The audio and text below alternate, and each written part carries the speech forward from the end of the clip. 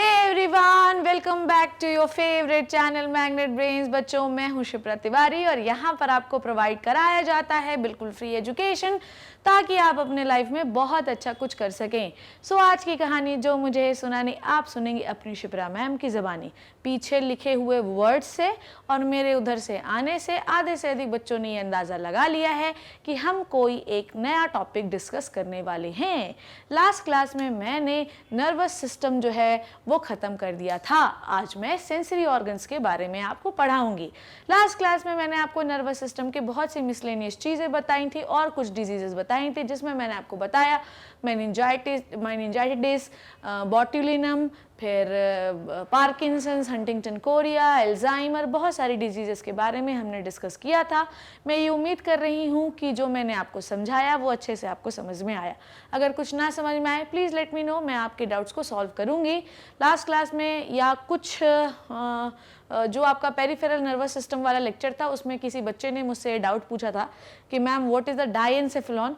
अगर आप fore brain के लेक्चर्स देखोगे बेटा तो आपको हर जगह पर हर लेक्चर पे मैंने डायएन्सेफेलॉन के बारे में पढ़ाया है, तो घबराने की ज़रूरत नहीं, मैंने हर लेक्चर में डायएन्सेफेलॉन पढ़ाया है। पर अगर आप मेरी ज़बानी फिर से सुनना चाहते हैं कि what is the diencephalon, forebrain का सबसे जो नीचे का पार्ट होता है वहाँ पर होता है third ventricle. Third ventricle is the जगह which is found in to the brain. Third ventricle forebrain का वेंट्रिकल होता है, ठीक है, आई बात समझ में। ये जो वेंट्रिकल होता है इसके चारों तरफ लगी होती हैं कुछ संरचनाएं जैसे कि थैलेमस, एपिथैलेमस, हाइपोथैलेमस, इन सब को एक साथ मिलाकर हम कह सकते हैं diencephalon. So don't worry about it. The structure which is arranged around the third ventricle, collectively they are known as diencephalon. Done हो गई इतनी बात, इसमें कोई कंफ्यूजन तो नहीं है। और अगर आप इसमें डिटेल में जानना चाहते हैं तो आप पहले जो जितने भी फोर ब्रेन के लेक्चर्स लगे हैं उसको आप देखना, उसमें मैंने सब में डायएन्सेफेलॉन बताया है। कम से कम मैंने 4-5 लेक्चर में कम से कम 6 से 7 बार उसको रिवाइज करवाया है, तो घबराने की ज़रूरत नहीं होनी चाहिए। ओके, सो आज हम क्या पढ़ने वाले हैं वो आप समझ गए होंगे। सबसे पहले हम कुछ सेंसरी ऑर्गन के बारे में डिस्कस करेंगे, देन उसके बाद जो आपके एनसीईआरटी में जो आपके सिलेबस में सेंसरी ऑर्गन्स है जैसे कि आई और ईयर, उनके बारे में डिस्कस करेंगे। बच्चों में आपको एक बात बता दूं कि जब मैं नीट दे रही थी तो मेरे में स्किन भी था, ठीक है, मेरे सिलेबस में स्किन भी इंक्लूडेड था, इवन स्किन से भी मुझे क्वेश्चंस आते थे। समझ में आई बात। पर आपके लिए ये तो बहुत अच्छी बात हो गई कि स्किन को हटा दिया गया है, अब आपके लिए आई और ईयर पढ़ना है, ठीक है। और आई और ईयर में हम बहुत ज़्यादा कोई मेट्रोपिया मायोपिया में नहीं जाने वाले हैं, वो आपको फिजिक्स के टीचर आपके पढ़ाते रहेंगे। मेरे को जो पढ़ाना है वो है biological aspect of the I and year, वो मैं आपको पढ़ाऊंगी जिससे मेरे बच्चों को बायोलॉजी के सवाल बने, ठीक है। आइए, so let's start with the sensory organ. Sensory organ का मतलब क्या होता है? देखिए, दुनिया में 1000 तरीके की चीज़ें चल रही होती हैं बच्चों, 1000 तरीके की चीज़ें। बोलिए भैया, मम्मी ने दाल चावल बनाए और अपन जो है बहुत पेटू किस्म के हैं और अपन ने जाके तुरंत दाल में हाथ डाल दिया, हाथ जल जाएगा, अपने को सेंस होगा। किसी चीज़ कोई चीज़ किसी ने हमको घूसा मारा और हमको लगा हमको दर्द हो रहा है, तो ये सेंस है। कोई चीज़ हम देख रहे हैं, कोई चीज़ हम सूंघ रहे हैं, कोई चीज़ हम टेस्ट कर रहे हैं, कोई चीज़ हम सुन रहे हैं, दे ऑल आर सेंसेस जो कंटिन्यूसली डेली लाइफ में नॉन स्टॉप 24 आवर्स हमारी बॉडी में चलते रहते हैं। आई बात समझ में। सो बॉडी में there are different kinds of sense organ बच्चों।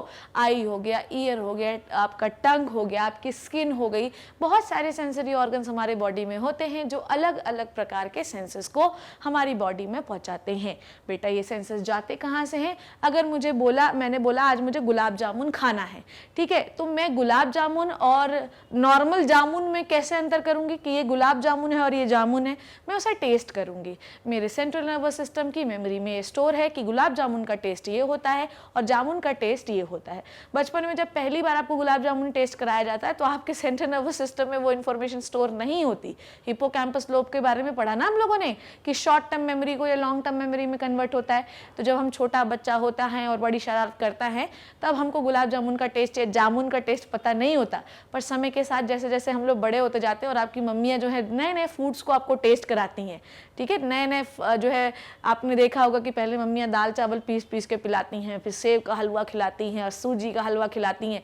धीरे धीरे करके वो टेस्ट हमारे बॉडी में सेंट्रल नर्वस सिस्टम में एज ए मेमोरी स्टोर हो जाता है। भविष्य में चलकर अगर हम 25 साल बाद भी वो डिश खाएंगे ना तो आपको पता होगा कि ये जो डिश आज तुमने बनाई है प्रियतमा, क्योंकि तब तक तो आपकी शादी हो गई होगी, तो प्रियतमा जो तुमने डिश बनाई है बचपन में मैंने कभी खाई थी अपनी माँ के हाथों से, मुझे नहीं पता कि इसे क्या कहते हैं, पर टेस्ट इसका वही है। तो क्या हुआ, टेस्ट किसने लिया है, टेस्ट लिया है आपकी टंग ने। टंग से निकलेंगे बहुत सारे रिसेप्टर्स और निकलेंगी नर्व्स। ठीक है, आप लोगों ने पढ़ा है कि हमारे पास कौन कौन सी नर्व्स होती हैं, हाइपोग्लॉसल होती है, फेशियल होती है जो टेस्ट करवाने का काम करती, ग्लॉसोफेरेंजियल, हाइपोग्लॉसल तो टंग का मूवमेंट, ग्लॉसोफेरेंजियल और जो आपकी फेशियल होती है टेस्ट को करवाती हैं। ठीक है, टेस्ट करवाएंगी और ये नर्व्स ब्रेन में जाएंगी और सिग्नल को देंगी। वहाँ पर जो शॉर्ट टर्म मेमोरी होगी वो लॉन्ग टर्म मेमोरी में कन्वर्ट होगी और आपको वो टेस्ट जो है बहुत टाइम तक याद रहेगा। आई बात समझ में?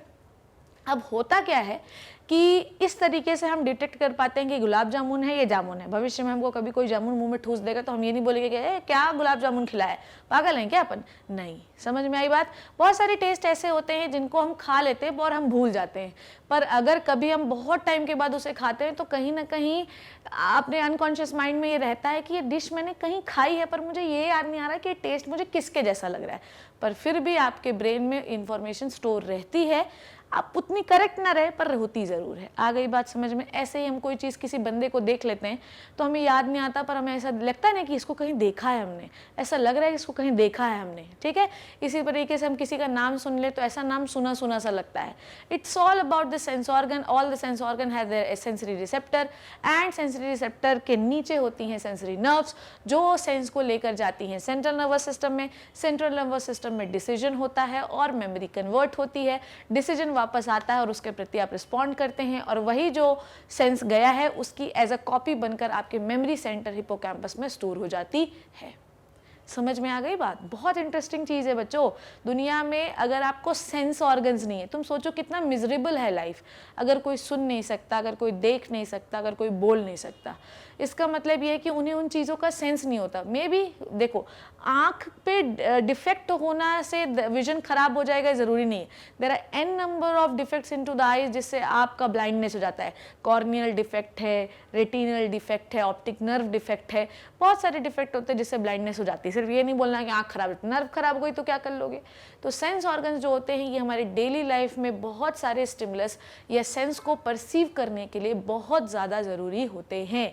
समझ में आई बात? किसी भी प्रकार का टच हो गया, टेस्ट हो गया, पेन हो गया, प्रेशर हो गया, टेम्परेचर हो गया, वाटर हो गया, मूवमेंट हो गया, ये सारी चीज़ें जो हैं ये हमको बहुत सारे सेंस ऑर्गन से पता चलती हैं। जैसे कि अगर आप, अच्छा ये सारे सेंस जो है ना ये जाएंगे सेंट्रल नर्वस सिस्टम में, क्योंकि आपको पता है कि पूरे बॉडी का जो डिसीजन होना है वो अल्टीमेटली कहाँ पर होना है, आपके सीएनएस में, ब्रेन में ही होना है। ठीक है, अगर आप रिफ्लेक्स सेक्शन की बात कर रहे हो तब मैं वो बात नहीं कर रही हूँ, पर अगर आप नॉर्मल रिस्पॉन्सेस की बात कर रहे हो तो सारे डिसीजन आपके ब्रेन में होते हैं। जैसे लिप्स हो गया सेंसरी ऑर्गन, कान हो गया सेंसरी ऑर्गन्स, ठीक है, आपकी नाक हो गई सेंसरी ऑर्गन, आपकी आंख हो गई, आपकी स्किन हो गई, ये सारे होते हैं सेंसरी ऑर्गन जो डिफरेंट काइंड्स ऑफ सेंस को परसीव करते हैं। समझ में आ गई बात? अब देखो, इन सेंस को परसीव करने के लिए we have different kinds of receptor. मेरे बच्चों आई बात समझ में? इन सेंस को परसीव करने के लिए मेरे पास डिफरेंट काइंड के रिसेप्टर्स होते हैं। चलिए, उन रिसेप्टर्स का सबसे पहले मैं क्लासिफिकेशन आपको पढ़ाऊंगी, उसके बाद हम डिटेल में बात करेंगे। आइए, सेंसरी ऑर्गन्स जो होते हैं ये जो होते हैं, क्या मैं ये कह सकती हूँ कि on the basis of locations, ऐसा लिखती हूँ मैं यहाँ पर तो आपको और क्लियर हो जाएगा। देखिए, on the basis of location there are three kinds of sensory receptor। Sensory organs या रिसेप्टर लिख लो तो ज़्यादा बेटर है, ऑर्गन छोड़ो, रिसेप्टर। ठीक है, on the basis of location there are three kinds of sensory receptor. Done हो गई इतनी बात? ठीक है, तो तीन प्रकार के सेंसरी रिसेप्टर होते हैं। कौन कौन से? एक्सटेरोसेप्टर, इंटेरोरिसेप्टर और प्रोप्रियो रिसेप्टर। अब बात करते हैं एक्सटीरियो रिसेप्टर। नाम में ही काम छुपा है, काम बड़े बदनाम है। ठीक है, देखिए ये याद रखिए कि जब भी कोई भी सेंस ऑर्गन अगर आपके एक्सटर्नल एनवायरनमेंट के कांटेक्ट में हो, ठीक है, ऐसा लिख सकते हैं, रिसेप्टर कांटेक्ट, जगह ज़्यादा जगह नहीं होने की वजह से मुझे ऐसे लिखना पड़ रहा है। ठीक है, receptor contact with with external environment, ठीक है, ओके।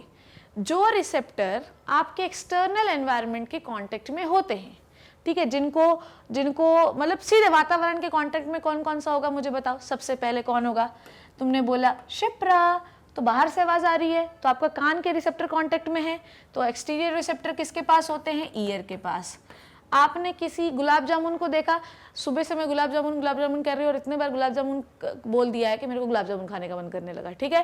तो अगर आपने गुलाब जामुन देखा है तो क्या हुआ, आई, ठीक है, आई, ईयर हो गया, आई हो गया। उसके बाद क्या हो गया मुझे, अगर आप कोई चीज़ सूंघ रहे हैं, ठीक है, अगर तुम मुझे बताओ कोई भी अच्छी चीज़ सूंघते हो तो तुम कैसे करते हो, आहा, कोई भी गंदी चीज़ सूंघते हो तो तुम कैसे करते हो, ये सब क्या है, ये क्या है, this is the sense organs बच्चों, this is the sense organ. आएगा ये बात समझ में, तो बाहर से आप कोई भी चीज सेंस कर रहे हो, ठीक है, तो नोज हो गई। अब अगर आपको बोल दिया गया कि लो शिप्रा तुम्हारा बहुत मन है तो तुम खा ही लो गुलाब जामुन, तो टेस्ट भी बाहर से ही आ रहा है, तो हम क्या लिख सकते हैं, टंग, ठीक है। तो ईयर, आई, नोज, टंग, ये सब कैसे होते हैं बच्चों, these are the exterior receptor. वो रिसेप्टर या वो सेंसरी ऑर्गन जो हमेशा एक्सटर्नल एनवायरनमेंट के कांटेक्ट में रहते हैं, उन्हें हम एक्सटीरियर रिसेप्टर के नाम से जानते हैं। जैसे आई हो गया, ईयर हो गया, नोज हो गया, टंग हो गया, ठीक है। अब एक और बात बताना चाहूंगी, ठीक है, आई, ईयर और नोज, आई, ईयर और नोज, इनको हम क्या कहते हैं बच्चों, इन्हें हम टेलियो रिसेप्टर्स भी कह सकते हैं। क्या कह सकते हैं, इन्हें हम टेलियो रिसेप्टर्स भी कह सकते हैं, ठीक है। टीलियो रिसेप्टर स्पेलिंग चेक करना, टीलियो रिसेप्टर क्यों कहते हैं, देखो दूर से आती हुई चुड़ैल, मैं रात में जा रहा था और बहुत दूर से मुझे कोई आता हुआ लग रहा था, मुझे ऐसा लगा कि वो चुड़ैल है, मतलब तुम्हें दूर से सिग्नल आ रहा है, आई बात समझ में, तुम दूर से सिग्नल आ रहे हैं। फिर ये हो गया आई का सिग्नल कि दूर से आती हुई चुड़ैल, मुझे देखा, मुझे ऐसा लगा कि वो चुड़ैल थी, तो दिख रहा है ना दूर से कुछ तो तुम्हें। उसके बाद आज पक्का इस कॉलोनी में कोई तो चिकन बना रहा है, ठीक है, तो ये तुम्हारे बाजू वाले घर की बात तो है नहीं, कॉलोनी में कोई दूर भी चिकन बना रहा होता है तो उसकी स्मेल तुम्हें घर तक आ जाती है ना, दूर से सिग्नल आ रहा है। उसके बाद किसी ने बोला, तुम्हें बोला शिप्रा, अगर किसी ने चिल्लाया बहुत तेज से तो तुम्हें सिग्नल आ रहा है ना तुम्हारे कानों में दूर से, तो अगर आपका सिग्नल बहुत दूर से आ रहा है पर फिर भी आपको सेंस हो रहा है, इसका मतलब कि उन सेंसरी ऑर्गन्स में कौन से रिसेप्टर होंगे बच्चों, टीलियो रिसेप्टर होंगे। आई बात समझ में, तेज से चिल्लाने पर आवाज का सुनाई देना, दूर से किसी भी चीज को सूंघ लेना और दूर से किसी भी चीज को देख लेना, यहाँ दूरी शब्द का इस्तेमाल हम कर रहे हैं, टीलियो का मतलब ही होगा दूर, तो वो रिसेप्टर जो किसी बहुत दूर से आ रही चीजों को सेंस कर लेते हैं उन्हें हम कहते हैं टीलियो रिसेप्टर। सो ईयर, आईज, नोज, ये सब कैसे सिग्नल होते हैं मेरे लाल, ये होते हैं टीलियो रिसेप्टर, और इन सब को टंग को मिला लो तो क्या बनेगा, एक्सटीरियो रिसेप्टर, जो एक्सटर्नल एनवायरनमेंट के कांटेक्ट में होगा, बाहर से खाना खाना, बाहर से कोई चीज सूंघना, बाहर से कोई चीज देखना, ये सब जो होते हैं आपके क्या होते हैं, एक्सटीरियो रिसेप्टर होते हैं। इवन एक्सटीरियो रिसेप्टर में स्किन भी आएगी, क्योंकि किसी भी चीज का टच भी आप स्किन से फील कर सकते हैं। अब हम बात करते हैं interoreceptor. What is the means of interoreceptor? Interoreceptor जो होते हैं they are always in the contact with the internal body environment. कहाँ पे लिखूं? यहाँ पे लिख रही हूँ, ध्यान से देखना है ना, ऑलवेज, थोड़ा और इधर से लिखती हूँ,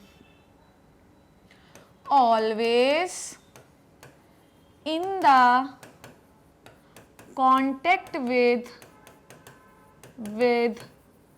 internal environment।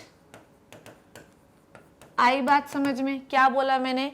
इंटीरियर रिसेप्टर कौन से रिसेप्टर होते हैं? जो हमेशा इंटरनल बॉडी के कांटेक्ट में होते हैं, जैसे कि जितने भी विसरल ऑर्गन है मेरे बच्चों, ठीक है। देखो जब मैं बोलती हूँ ना उसको कॉपी में लिख लिया करो। यहाँ पर कोई भजन संध्या नहीं चल रही है कि तुम आओ और मंजीरा बजाओ और भजन मेरे सुनो, शिप्रा माता के भजन सुनो और उनका आशीर्वाद लो और घर पे जाके आराम करो।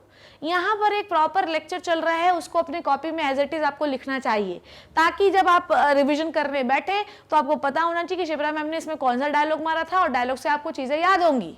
समझ में आई बात? यहाँ पे प्रसाद वितरण नहीं चल रहा है मंदिर में कि आया और लड्डू लिया और घर चले गए, ठीक है ना, ये बात आपको पता होनी चाहिए। इंटीरियर रिसेप्टर क्या होता है? वो रिसेप्टर जो जिन ऑर्गन्स में पाए जाते हैं, वो ऑर्गन्स जिनमें ये पाए जा रहे हैं वो सारे इंटरनल बॉडी एनवायरनमेंट में रहते हैं। जैसे मेरे बच्चों ध्यान से समझना, जैसे कि कॉम्पोजिशन ऑफ ब्लड, ठीक है, कॉम्पोजिशन ऑफ ब्लड। अब कॉम्पोजिशन ऑफ ब्लड और concentration of H2, concentration of CO2, जैसे कि मान लो कि कॉन्सेंट्रेशन ऑफ CO2 की बात करूं तो अगर बॉडी में कार्बन डाइऑक्साइड का लेवल बढ़ जाता है तो there are so many receptor found in the level of lungs and heart, जो ये बताते हैं कि भैया ऐसा है कि CO2 का लेवल बढ़ गया है, थोड़ा सा तुम CO2 को बाहर निकालो और ऑक्सीजन को अंदर लो। तो इंटीरियर रिसेप्टर क्या क्या डिटेक्ट कर सकते हैं? ये आपकी बॉडी के जितने भी चेंजेस हो रहे हैं अंदर वो सारे ये डिटेक्ट कर सकते हैं। जैसे किडनी में पाए जाने वाले, DCT में पाए जाने वाले सो मेनी रिसेप्टर ये डिटेक्ट करते हैं कि यूरिन से पानी बहुत ज़्यादा लॉस हो रहा है या यूरिन से पानी बहुत ज़्यादा लॉस नहीं हो रहा है। तो ये DCT जो है ये इन्फॉर्मेशन लेके जाएगा और वैसोप्रेसिन वगैरह, ADH वगैरह निकले, वैसोप्रेसिन ADH निकलेगा, वैसोप्रेसिन को ADH कहते हैं, जिससे पानी का एब्जॉर्प्शन DCT में शुरू हो जाएगा। It means kidney has a receptor which detects the level of H2O into our body. It will tells you कि पानी बहुत ज़्यादा है शरीर में, निकालो इसको, है ना, थोड़ा सा जाओ सुसु करके आओ, पानी बहुत कम हो गया, इनको थ्रस्ट का जो है तो वो करवाओ, सेंस करवाओ, थोड़ा पानी वानी पिलवाओ इनकी बॉडी को। तो ये रिसेप्टर हमारे बॉडी के इंटरनल एनवायरनमेंट के मेंटेनेंस के लिए मेरे बच्चों बहुत ज़्यादा ज़रूरी होते हैं। जैसे कि क्या क्या हो गया, ये क्या डिटेक्ट कर सकते हैं? ये डिटेक्ट कर सकते हैं कॉम्पोजिशन ऑफ ब्लड। इसका मतलब ये क्या हुआ, ब्लड में कोई इम्प्योरिटी है तो ये जो है बॉडी में इम्प्योरिटीज हटा सकते हैं। अगर गैसेस इम्प्योरिटी है तो बॉडी में रिसेप्टर के थ्रू हट सकती है। रिसेप्टर एक्चुअली कॉम्पोजिशन, ब्लड में किसी भी प्रकार का ऑल्टरेशन होता है ना तो आपके बॉडी के रिसेप्टर बता देते हैं। तुमको कैसे पता चलता है बेटा कि तुमको टाइफाइड हो गया है? तुमको कैसे पता चलता है कि मलेरिया हो गया है? कैसे पता चलता है कि पीलिया हो गया है? ब्लड में कोई ना कोई चेंजेस होते हैं जिसकी वजह से जितने भी रिसेप्टर बॉडी ऑर्गन्स में पाए जाते हैं वो सारे रिसेप्टर बॉडी को सिग्नल देते हैं। जितनी भी बॉडी जो सेल्स होती हैं, WBCs के ऊपर जो रिसेप्टर्स होते हैं वो सारे बैक्टीरिया और वायरसेस को पकड़ के रखते हैं और बोलते हैं, सारी बॉडी को बता रहे होते हैं कि आ गया है, चोर आ गया है, और आपको बुखार आती है, आपको खांसी आती है, आपको छींक आती है, आपको मृत्यु भी आ सकती है। तो ये सारे तुमको कैसे पता चलता है तुमको कोई इन्फेक्शन हो गया है? तुमको कोई बताता है क्या? तुमको कोई बाजू वाला बोल रहा है, सुन तेरे को बुखार आने वाली है, कोई बोलता है क्या? तुमको खुद से पता चलता है ना, कोई कैसे पता चला? By the different kinds of receptor which is found into the different organs of your body. बच्चों समझ में आई बात? इस प्रकार से कॉम्पोजिशन ऑफ ब्लड कुछ भी हो सकता है, CO2 का चेंज, O2 का चेंज, इन्फेक्शन का चेंज, गंदगी का चेंज, बाइल घुस गया, कुछ भी कहानी हो गई है तो आपका ब्लड कॉम्पोजिशन चेंज हो जाएगा। बॉडी में पाए जाने वाले डिफरेंट ऑर्गन्स उन्हें डिटेक्ट कर लेंगे और आपको बताएंगे कि कुछ गड़बड़ है, ठीक है। उसके बाद क्या बोल सकते हैं, अगर हम बोले concentration of CO2, concentration of CO2, अगर आपकी बॉडी में CO2 बढ़ जाता है, हमने बोहर्ट्ज इफेक्ट पढ़ा है, और अगर आपको यकीन नहीं है तो आप जाओ हेरिंग ब्रूअर रिफ्लेक्स आर्च के बारे में पढ़ के आओ, जो मैंने आपको पढ़ाया है आपके रेस्पिरेटरी सिस्टम में। समझ में आ गई बात? ऐसे ही तुमको कैसे पता चलता है बेटा कि तुम्हें हंगर हो गया है, तुम्हें कैसे पता चलता है कि तुम्हें प्यास लग रही है, ठीक है, ये सब के लिए आपकी बॉडी में डिफरेंट काइंड्स ऑफ रिसेप्टर होते हैं जो ये बताते हैं कि किसी भी बंदे को भूख लग रही है, प्यास लग रही है। समझ में आई बात? थ्रस्ट जो होता है वो ऑस्मो रिसेप्टर से पता चलता है। अगर आपकी बॉडी में पानी का लॉस बहुत ज़्यादा होने लगता है तो प्यास अपने आप लगने लगती है, ठीक है। उसके बाद थर्ड होते हैं मेरे बच्चों प्रोप्रियो रिसेप्टर, ठीक है, इससे लिखती हूँ, ओके। प्रोप्रियो रिसेप्टर ये क्या होते हैं? प्रोप्रियो रिसेप्टर ये समझ में आ गया आपको, दो एक्सटीरियर रिसेप्टर और इंटीरियर रिसेप्टर। अगर आपकी बॉडी में एक्सटर्नल चीज को हम देख रहे हैं तो एक्सटीरियर रिसेप्टर, अगर बॉडी में इंटरनल चीज को आप देख रहे हैं तो इंटीरियर रिसेप्टर। नाउ अब हम बात कर रहे हैं प्रोप्रियो रिसेप्टर की। प्रोप्रियो रिसेप्टर्स जो होते हैं ये जनरली जॉइंट्स में पाए जाते हैं। कहाँ पाए जाते हैं? जॉइंट्स में पाए जाते हैं। प्रोप्रियो रिसेप्टर्स जो होते हैं ये हमको क्या बताते हैं वो ध्यान से समझिए, ठीक है।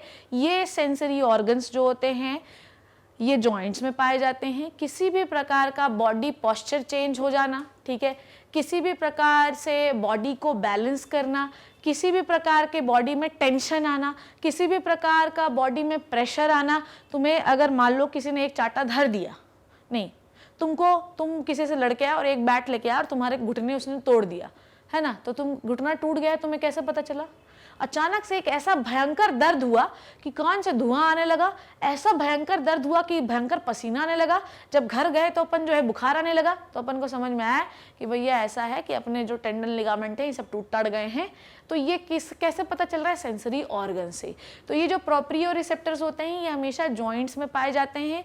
जो आपकी बॉडी में जो जॉइंट होता है उसमें किसी भी प्रकार के कोई चेंज हो जाए तो वो बॉडी को बताता है। इवन अगर हम कोई एक्सरसाइज करते हैं और अगर हमारे जॉइंट में पेन हो रहा है तो ये पेन जो है इसका सिग्नल भी ब्रेन को प्रोप्रियो रिसेप्टर ही देते हैं कि इनको पेन हो रहा है। अगर ये प्रोप्रियो रिसेप्टर नष्ट हो जाए तो क्या हो बताओ मुझे, है कि मार मार के भरता बना दो, सारे जॉइंट बॉडी के टोट डालो तो भी पर्सन को पता नहीं चलेगा। समझ गए ना आप लोग? तो ये 3 प्रकार के रिसेप्टर आपकी बॉडी में पाए जाते हैं, एक एक्सटर्नल रिसेप्टर, इंटरनल रिसेप्टर और प्रोप्रियो रिसेप्टर, जिससे आप डिफरेंट काइंड्स ऑफ सिग्नल को पहचानते हैं। ठीक है, आइए अब आपकी एनसीईआरटी मेरे लाल ये हो गया ना, इतनी बात आपको क्लियर हो गई, ये आपने लिख भी लिया होगा। अब आइए आपकी एनसीईआरटी के कुछ पॉइंट्स हम लोग डिस्कस करते हैं ताकि आपको थोड़ा मजा आ जाए। Okay, some specialised structure to perceive the different types of stimuli occurring in the external environment.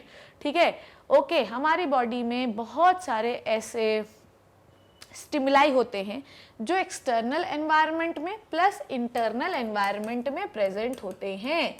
ठीक है, यहाँ पे एक्सटर्नल एनवायरनमेंट लिखा है पर आपको ये भी पता होना चाहिए कि इंटरनल एनवायरनमेंट में भी बहुत सारे ऐसे स्टिमुलस होते हैं जिनको रिसेप्टर गेन करते हैं, उनका इंफॉर्मेशन सेंट्रल नर्वस सिस्टम को देते हैं ताकि हम डिसीजन ले पाए। तो जो सेंस ऑर्गन्स होते हैं वो तो हर जगह ही होते हैं, पर आप अगर एनसीईआरटी को फॉलो कर रहे हैं तो शायद उसमें यही लिखा है कि बहुत सारे एक्सटर्नल एनवायरनमेंट में पड़े हुए स्टिमुलाई हमारे सेंस ऑर्गन को मिलते हैं और इन्हें सेंस करके आपके बॉडी के जो ऑर्गन्स होते हैं ये बॉडी के ऑर्गन सेंस कर लेते हैं और उसके प्रति उसको रिस्पॉन्स करते हैं। तो कौन कौन से होते हैं? आँख हो गई, कान हो गया, टंग हो गया, स्किन हो गया और नाक हो गई। ठीक है, 5 है ना, 5 तो आपके सेंस ऑर्गन्स होते ही हैं, तो ये सेंस ऑर्गन्स कहलाते हैं। ठीक है, these are known as sense organs. After receiving these stimuli, sensory organ transmit the signal to the central nervous system. Why we always transfer the things to the central nervous system? We always think the transfer to the central nervous system for the decision. ठीक है, we always transfer the thing. ठीक, for decision. For what बच्चों? For what? और काहे के लिए? Long term memory convert करने के लिए। इन 2 चीज़ों के लिए हम सेंट्रल नर्वस सिस्टम में सिग्नल को लेकर जाते हैं। आइए आगे बात करें। We smell things by nose, taste by tongue, hear by ear and see object by eyes. कितना बढ़िया लाइन लिखा हुआ है, ये एनसीईआरटी की लाइन्स है। तो we smell things by nose, we taste things by tongue, we hear things by ear and we see object by eyes. ठीक है, नोज के पास ऐसा क्या रिसेप्टर होगा जिससे वो कोई भी चीज़ को सूंघ पाएंगे बच्चों? अगर आपको याद होगा तो मैंने वहाँ पर पढ़ाया था ऑल्फैक्टरी नर्व के बारे में। बाइपोलर न्यूरॉन्स होते हैं यहाँ पर बच्चों ऑल्फैक्टरी एपिथेलियम में।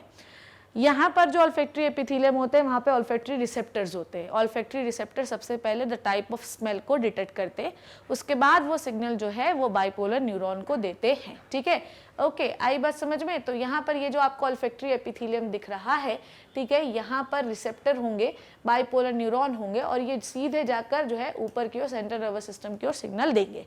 तो क्या लिख रहा है? The nose contain mucus coated receptor which are specialized for receiving sense of smell called as olfactory receptor.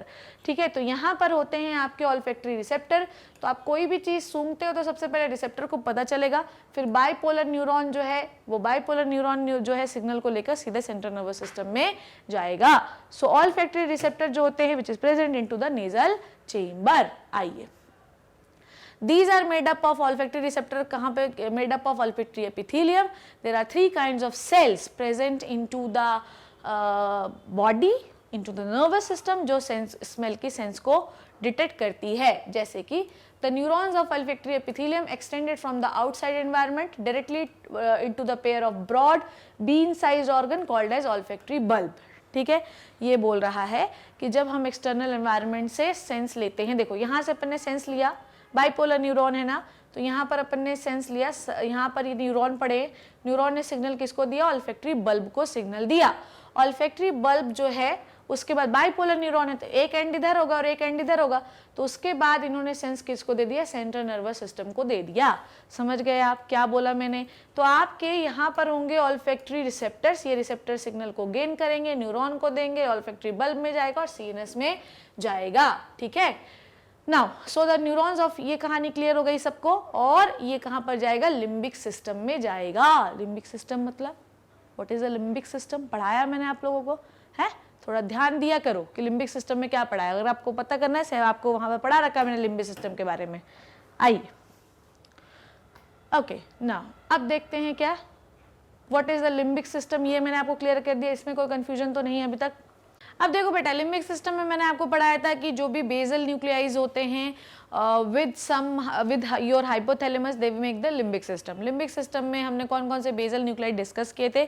एक डिस्कस किया था हम लोगों ने हिप्पोकैम्पस, एक डिस्कस किया था हम लोगों ने एमिग्डाला। ये हिप्पोकैम्पस मेमोरी को कन्वर्ट करता है और एमिग्डाला जो होता है ये बिहेवियर, रेज, गुस्से के बिहेवियर को कंट्रोल करता है। पर वहाँ पर ऐसे बहुत सारे न्यूक्लियस हैं एमिग्डाला और हिप्पोकैम्पस के अलावा जो स्मेल को भी डिफरेंशिएट करते हैं कि अच्छी स्मेल है, बुरी स्मेल है, कचरे की स्मेल है, कूड़े की स्मेल है, किसकी स्मेल होती है।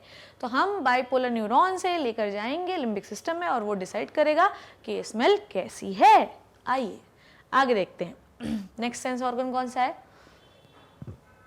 Both nose and tongue detect the dissolve chemical and chemical senses of gustation. समझ में आई बात?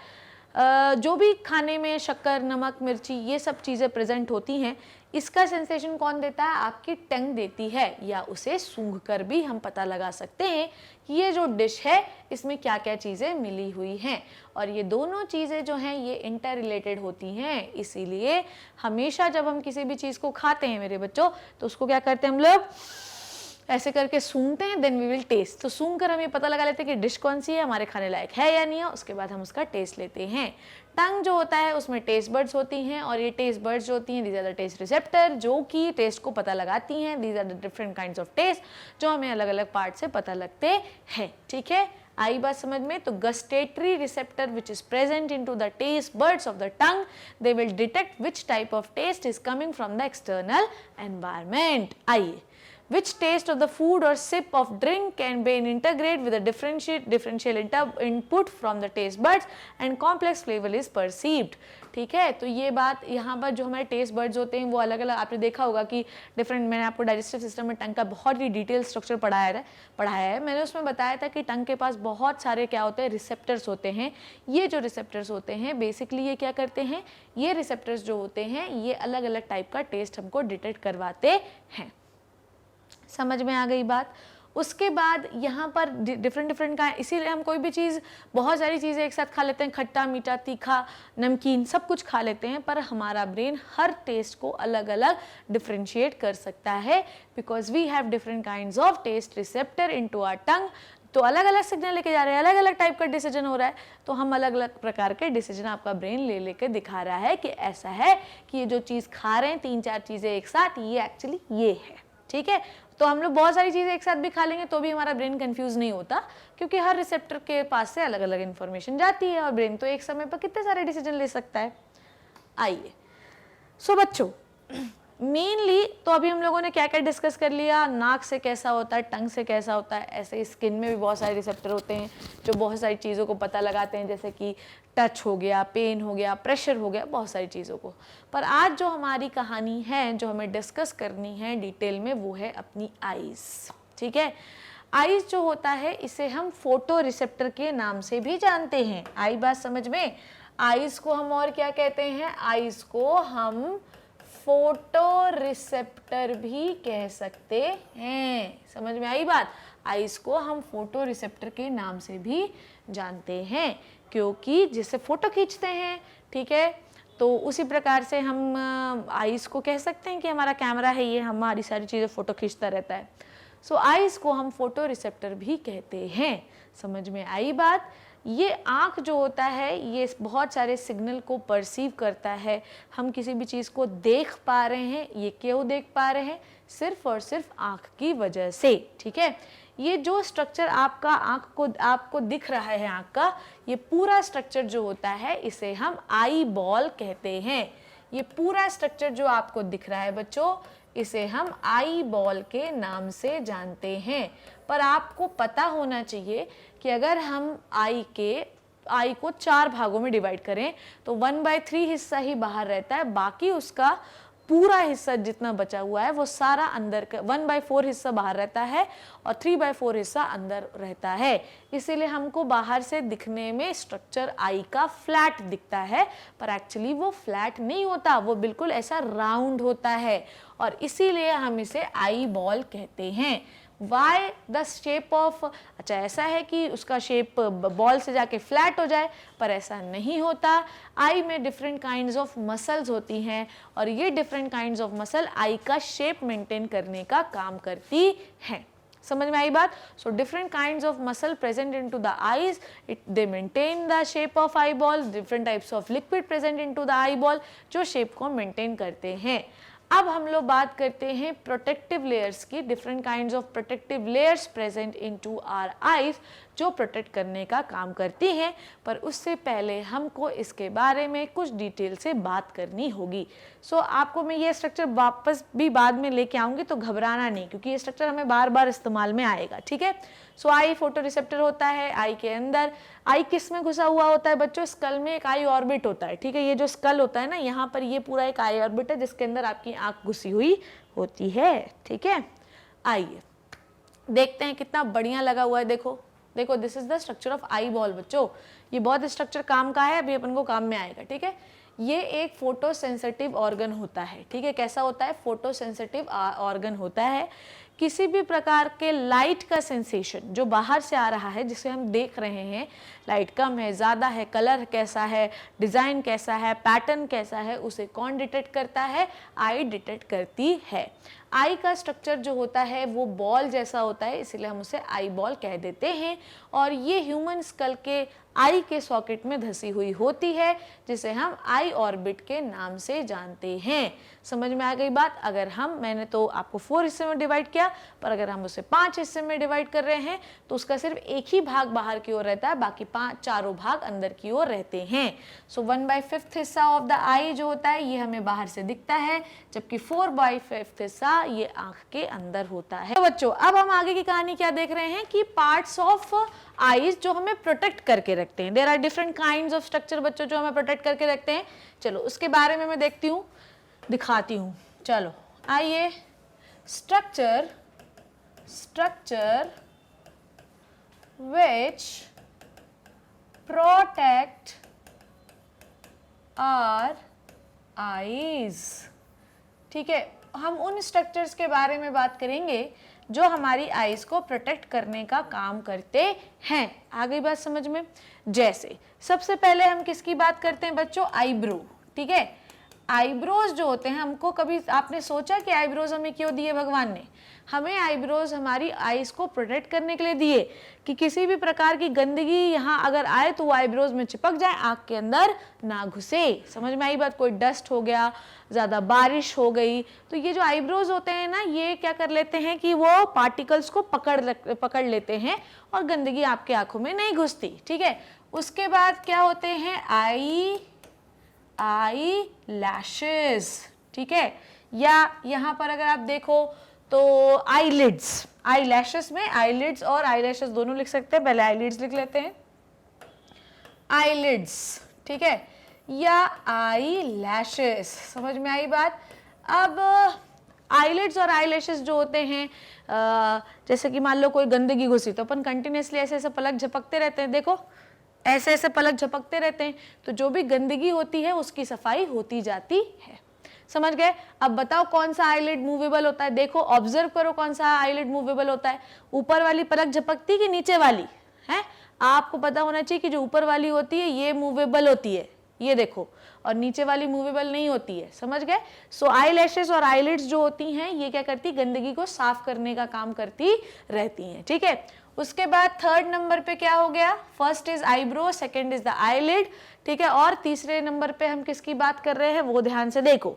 तीसरे नंबर पे हम बात कर रहे हैं लैक्राइमल ग्लैंड की, ठीक है।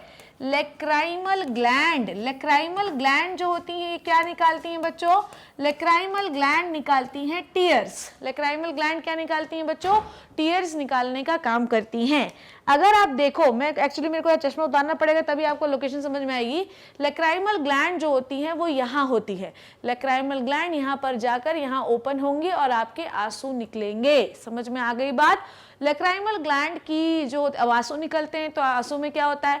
आंसू में बहुत सारे एंजाइम्स होते हैं। किसी भी प्रकार का कोई इन्फेक्शन हो गया है, कोई गंदगी, जैसे अपन गाड़ी चला रहे हैं और बहुत सारी गंदगी अगर अपने आंखों में चिपकी हुई होगी तो लेक्राइमल ग्लैंड जो होगी वो कंटिन्यूसली आंसू निकालती रहेगी, आंसू निकालती रहेगी, आंसू निकालती रहेगी, जिससे जो भी गंदगी होगी वो बाहर चली जाएगी। समझ में आ गई इतनी बात? उसके बाद ध्यान से समझना मेरी बात। तो जो भी गंदगी होगी वो फ्लश आउट होकर बाहर जाती जाएगी, बाहर जाती जाएगी, बाहर जाती जाएगी। ये बात क्लियर हो गई मेरे बच्चों को? आगे बात करते हैं, ठीक है।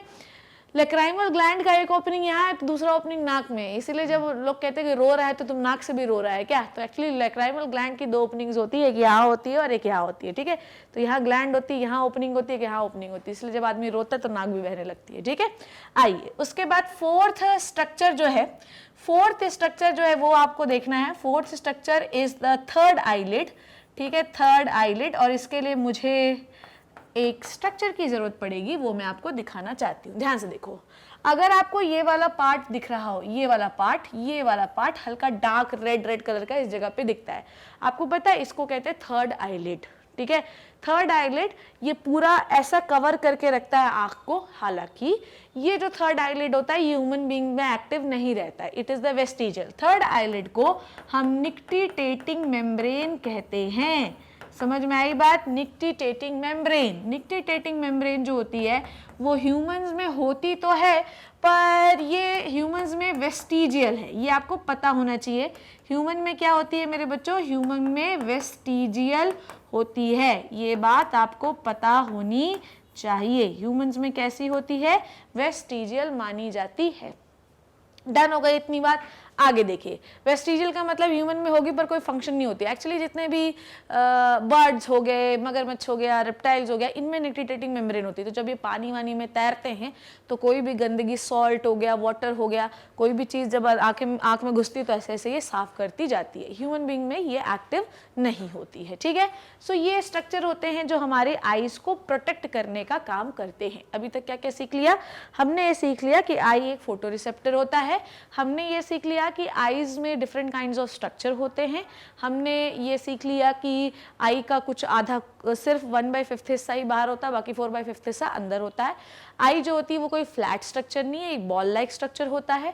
आई जो होता है उसके शेप को मेंटेन करने के लिए there are different kinds of muscle which maintain the shapes and different types of substances which is present inside the eyes which maintain the shapes. हमने सीख लिया कि जो आईज होती हैं वो आई ऑर्बिट जो होता है आपका बोन का, स्कल की बोन का, वहां पर प्रेजेंट होती है।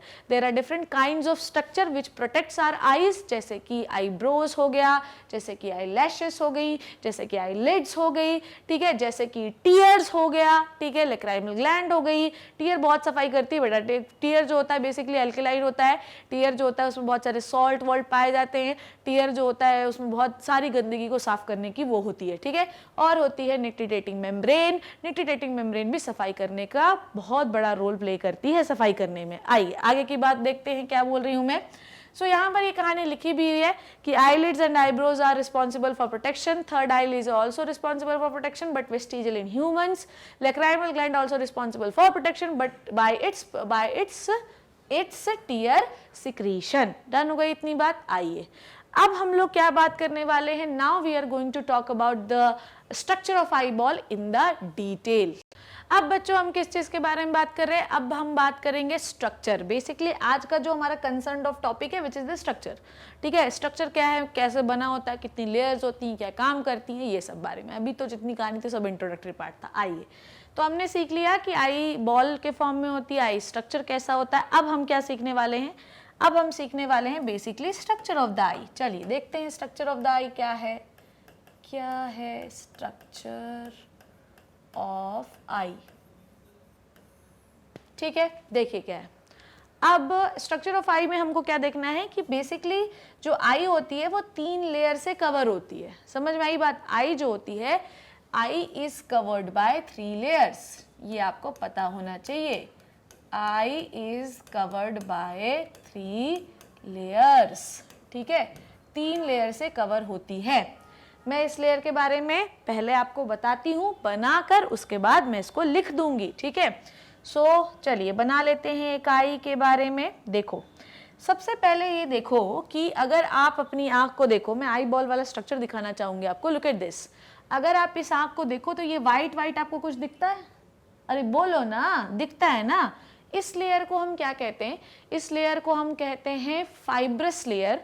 इस लेयर को हम ट्यूनिका फाइब्रोसा भी कह सकते हैं, ठीक है। आइए सबसे पहली लेयर अपन यही ड्रॉ कर लेते हैं। अब वाइट में वाइट तो मैं बना नहीं पाएगी, इसलिए मैं ब्लैक कलर को चूज करती हूँ, ठीक है। चलिए आइए सबसे पहले हम लोग देखते हैं कि सबसे आउटर लेयर ऑफ आई जो होती है वो ब्लैक कलर की होती है, ठीक है। थोड़ा सा अजीब सा ही राउंड बन गया है, ठीक है। सबसे आउटर लेयर ऑफ आई जो होती है वो ब्लैक कलर की बनाई है मैंने, पर ये वाइट लेयर होती है और थोड़ी मोटी बना रही हूं मैं इसको, ठीक है। खैर छोड़िए, अब इतना काफी है, ओके। इस लेयर को हम क्या कहते हैं? इस लेयर को, अच्छा हम कैसे इसको देख कैसे रहे पता है तुम्हें? जैसे मान लो ये आई बॉल है, देखना ना मैं कैसे इस लेयर को ड्रॉ कर रही हूँ। अगर मैं इधर की ओर देख रही हूँ और मैंने अपने आई बॉल को ऐसा काट दिया है, देख रहे हो ना। अगर मैं इधर की ओर देख रही हूँ और अगर मैंने अपने आई बॉल को ऐसा काट दिया है तो मेरा आई बॉल मुझे साइड से ऐसा कैसा दिखाई देगा? मेरी बात समझना। अगर मैं इधर देख रही हूँ और मैंने आई बॉल को बीच से ऐसा उड़ा दिया है तो मेरा आई बॉल ऐसे कटा हुआ दिखाई देगा ना। तो वो कैसे दिख रहा है अब देखो। तो अगर मैं ऐसा दिखाई दे रही हूँ तो आउटर लेयर हमेशा क्या होगी? फाइब्रस लेयर होगी। तो इसे मैं क्या कहती हूँ बच्चों? इसे मैं कहती हूँ ट्यूनिका फाइब्रोसा। इसे मैं क्या कहती हूँ बच्चों? इसे मैं कहती हूँ ट्यूनिका फाइब्रोसा। इसी का दूसरा नाम फाइब्रस लेयर भी हो सकता है। Why it is called as tunica fibrosa? क्योंकि ये बहुत ही ज़्यादा एक स्ट्रॉन्ग लेयर से या स्ट्रॉन्ग फाइबर से बनी होती है, which is called as collagen fibre, ठीक है। रोल क्या होता है इसका? रोल क्या होता है? Maintain shape. अभी मैं मिटा भी दूंगी इसको, ये याद रखना, ठीक है। तो सबसे आउटर लेयर कौन सी हो गई मेरे बच्चों? सबसे आउटर लेयर हो गई tunica fibrosa, which is called as fibrous layer. It is made up of collagen fibre, ठीक है। तो अगर मैं अपनी आंख को अगर देखो, अगर आप अपनी आंख को ऐसा देखते हो तो ये पूरी वाइट लेयर है। अगर आपको, अच्छा बहुत सारे लोगों को लगता है कि ये हो गई इसकी आउटर लेयर और ये हो गई इसकी, मतलब बीच में इसके ये आ जाता है, तो ऐसा नहीं होता है बच्चों। पूरी जो वाइटिश जो लेयर होती है ये ट्यूनिका फाइब्रोसा होती है। समझ में आई बात? अब मेरी बात को ध्यान से समझना।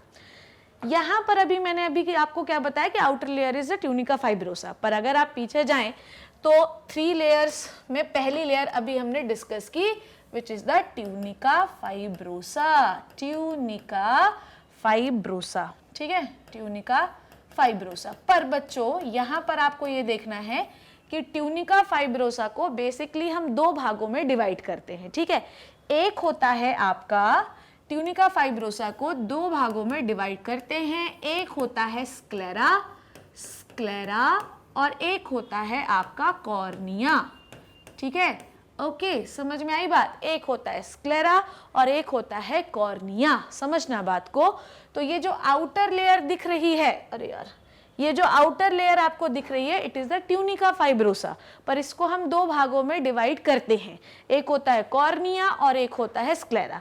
अब लोगों को ये लगता है कि ये वाला है स्क्लेरा और ये है कॉर्निया, पर ऐसा नहीं होता। ये तो coloured part is the iris, समझो बात को। अब मैं आपको यहाँ पर स्ट्रक्चर भी लेके आई हूँ, देखो देखो देखो देखो बच्चों, देखो देखो देखो, ये आ गया क्या बेहतरीन स्ट्रक्चर।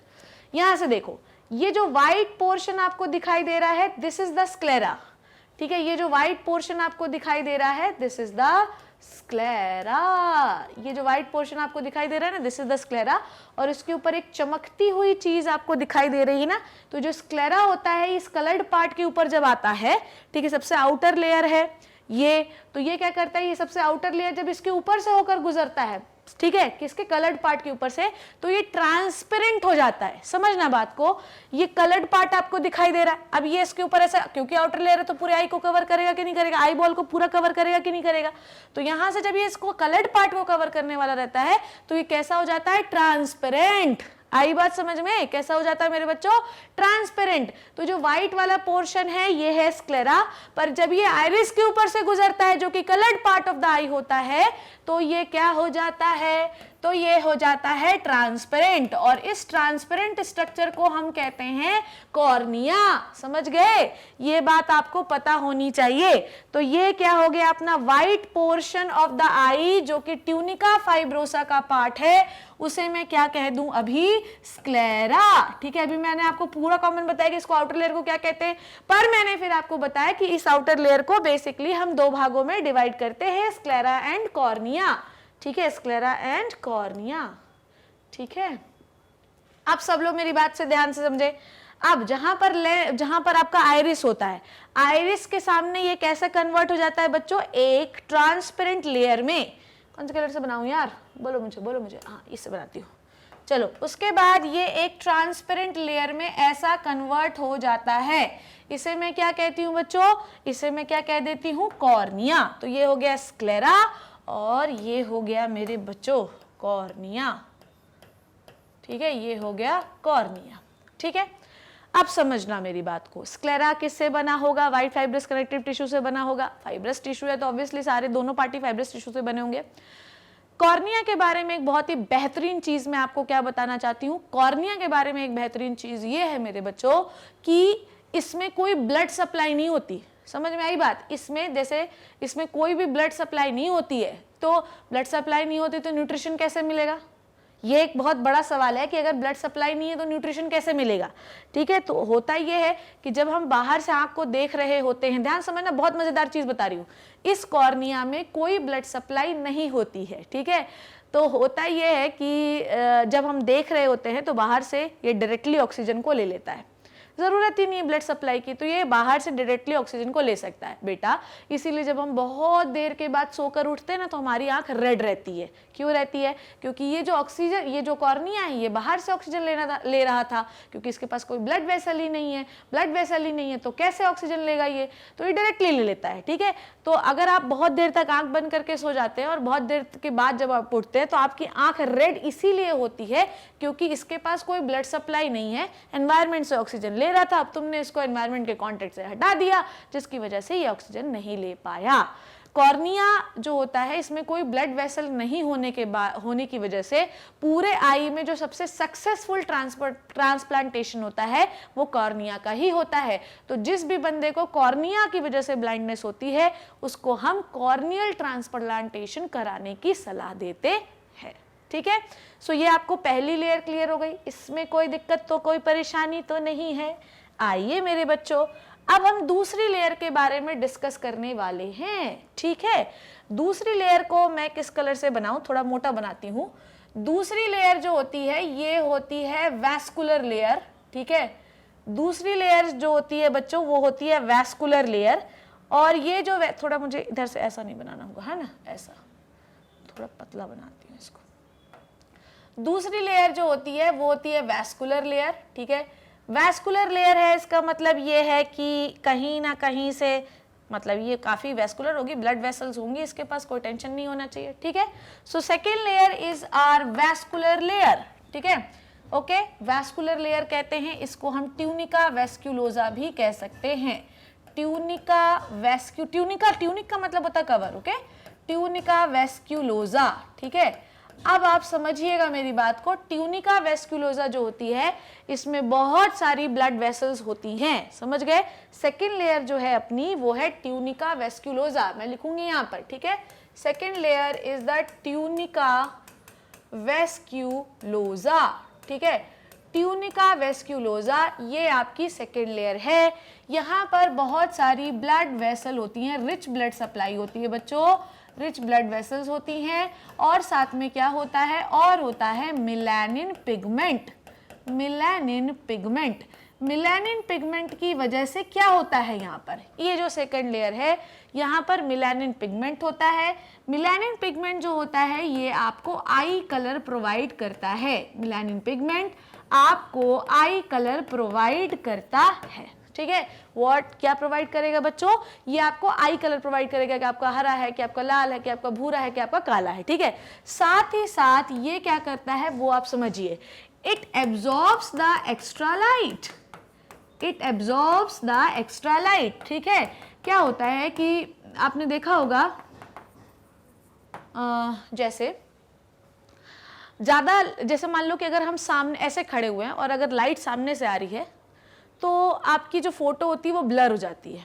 ठीक है, जब कभी भी नेगेटिव्स हम धुलवाते हैं अपने फोटोशॉप्स में तो वहाँ अंधेरा होता है, क्योंकि अगर बहुत ज़्यादा लाइट करोगे तो लाइट जो होती है वो इमेज फॉर्मेशन में इंटरफेयर करती है, तो इसलिए इमेज सही तरीके से बनती नहीं है, इसीलिए फ़ोटो ब्लर हो जाती है। कैमरे में अगर बहुत ज़्यादा लाइट के सामने फ़ोटो खींचोगे तो क्या होगा, कैमरे का जो लेंस होगा वो फोकस अच्छे से नहीं कर पाएगा, जिसकी वजह से आपकी फ़ोटो ब्लर हो जाएगी।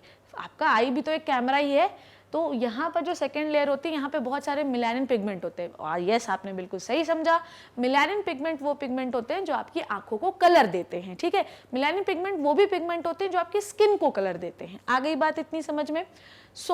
तो ये क्या करते हैं, मिलानिन पिगमेंट जो होते हैं, जब आप बहुत सारी लाइट देख रहे हो तो ये जो एक्स्ट्रा इमेज अच्छे से फॉर्म हो, आपको कोई भी चीज़ अच्छे से रेटिना में इमेज अच्छे से फोकस हो, हमें रेटिना में अच्छे से इमेज बने, तो हमें ज़्यादा कौन सी लाइट अंदर भेजनी है, कौन सी अंदर लाइट नहीं भेजनी है, डिपेंड करता है आपकी कौन सी लेयर पे, ये डिपेंड करता है आपकी वैस्कुलर लेयर पे। समझ में आ गई बात? इसमें कोई टेंशन तो नहीं है। ठीक है, ओके, आइए। ओह, कहाँ गए? अब आगे बात करते हैं, ये जो ट्यूनिंग, अच्छा यहाँ पर मैं मिलानिन पिगमेंट भी बना ही देती हूँ, है ना, यहाँ पे होता है मिलानिन पिगमेंट। ठीक है, अब आओ मेरे बच्चों, ये जो ट्यूनिका वेस्कुलोसा होती है ना, ये जो ट्यूनिका वेस्कुलोसा होती है, ये आगे जाके बहुत ऐसी मोटी हो जाती है ना, ये ऐसी मोटी हो जाती है। ठीक है, इसको पता है हम लोग क्या कहते हैं? इसको हम कहते हैं ciliary body. What is called as ciliary body? ciliary body क्यों कहते हैं? एक तो मोटी है, ऊपर से इसमें कुछ सीलिया जैसा लगा होगा, क्या लगा है वो भी देख ही लो। इस पे लगे होते हैं कुछ ऐसे छोटे छोटे से पतले पतले धागे, इन्हें हम कहते हैं सस्पेंसरी लिगामेंट, सस्पेंसरी लिगामेंट। अब अगर आपको ये स्ट्रक्चर समझ नहीं आ रहा है तो रियल भी लेके आई हूं, उसमें देख लो, आओ। Okay, look at this. देखेंगे सबसे पहली लेयर कौन सी है? ट्यूनिका फाइब्रोसा, ऊपर से, जिसको हम क्या कहते हैं स्क्लेरा। स्क्लेरा ऊपर से जाती है, आइरिस के ऊपर से जाती है, जिसको हम क्या कहते हैं कॉर्निया। तो ये हो गया स्क्लेरा, ये हो गया कॉर्निया। ठीक है, अब आपको ध्यान से समझना है क्या बोल रही हूं मैं, कि यहाँ पर अगर आपने देखा वेस्कुलर जो लेयर होती है इसको हम क्या कहते हैं, वेस्कुलर जो लेयर होती है इसको हम कोरॉइड भी कह सकते हैं। तो यहाँ पर हम कोरॉइड भी ले सकते हैं। ठीक है, तो यहाँ पर हम क्या लिख देते हैं, कोरॉइड।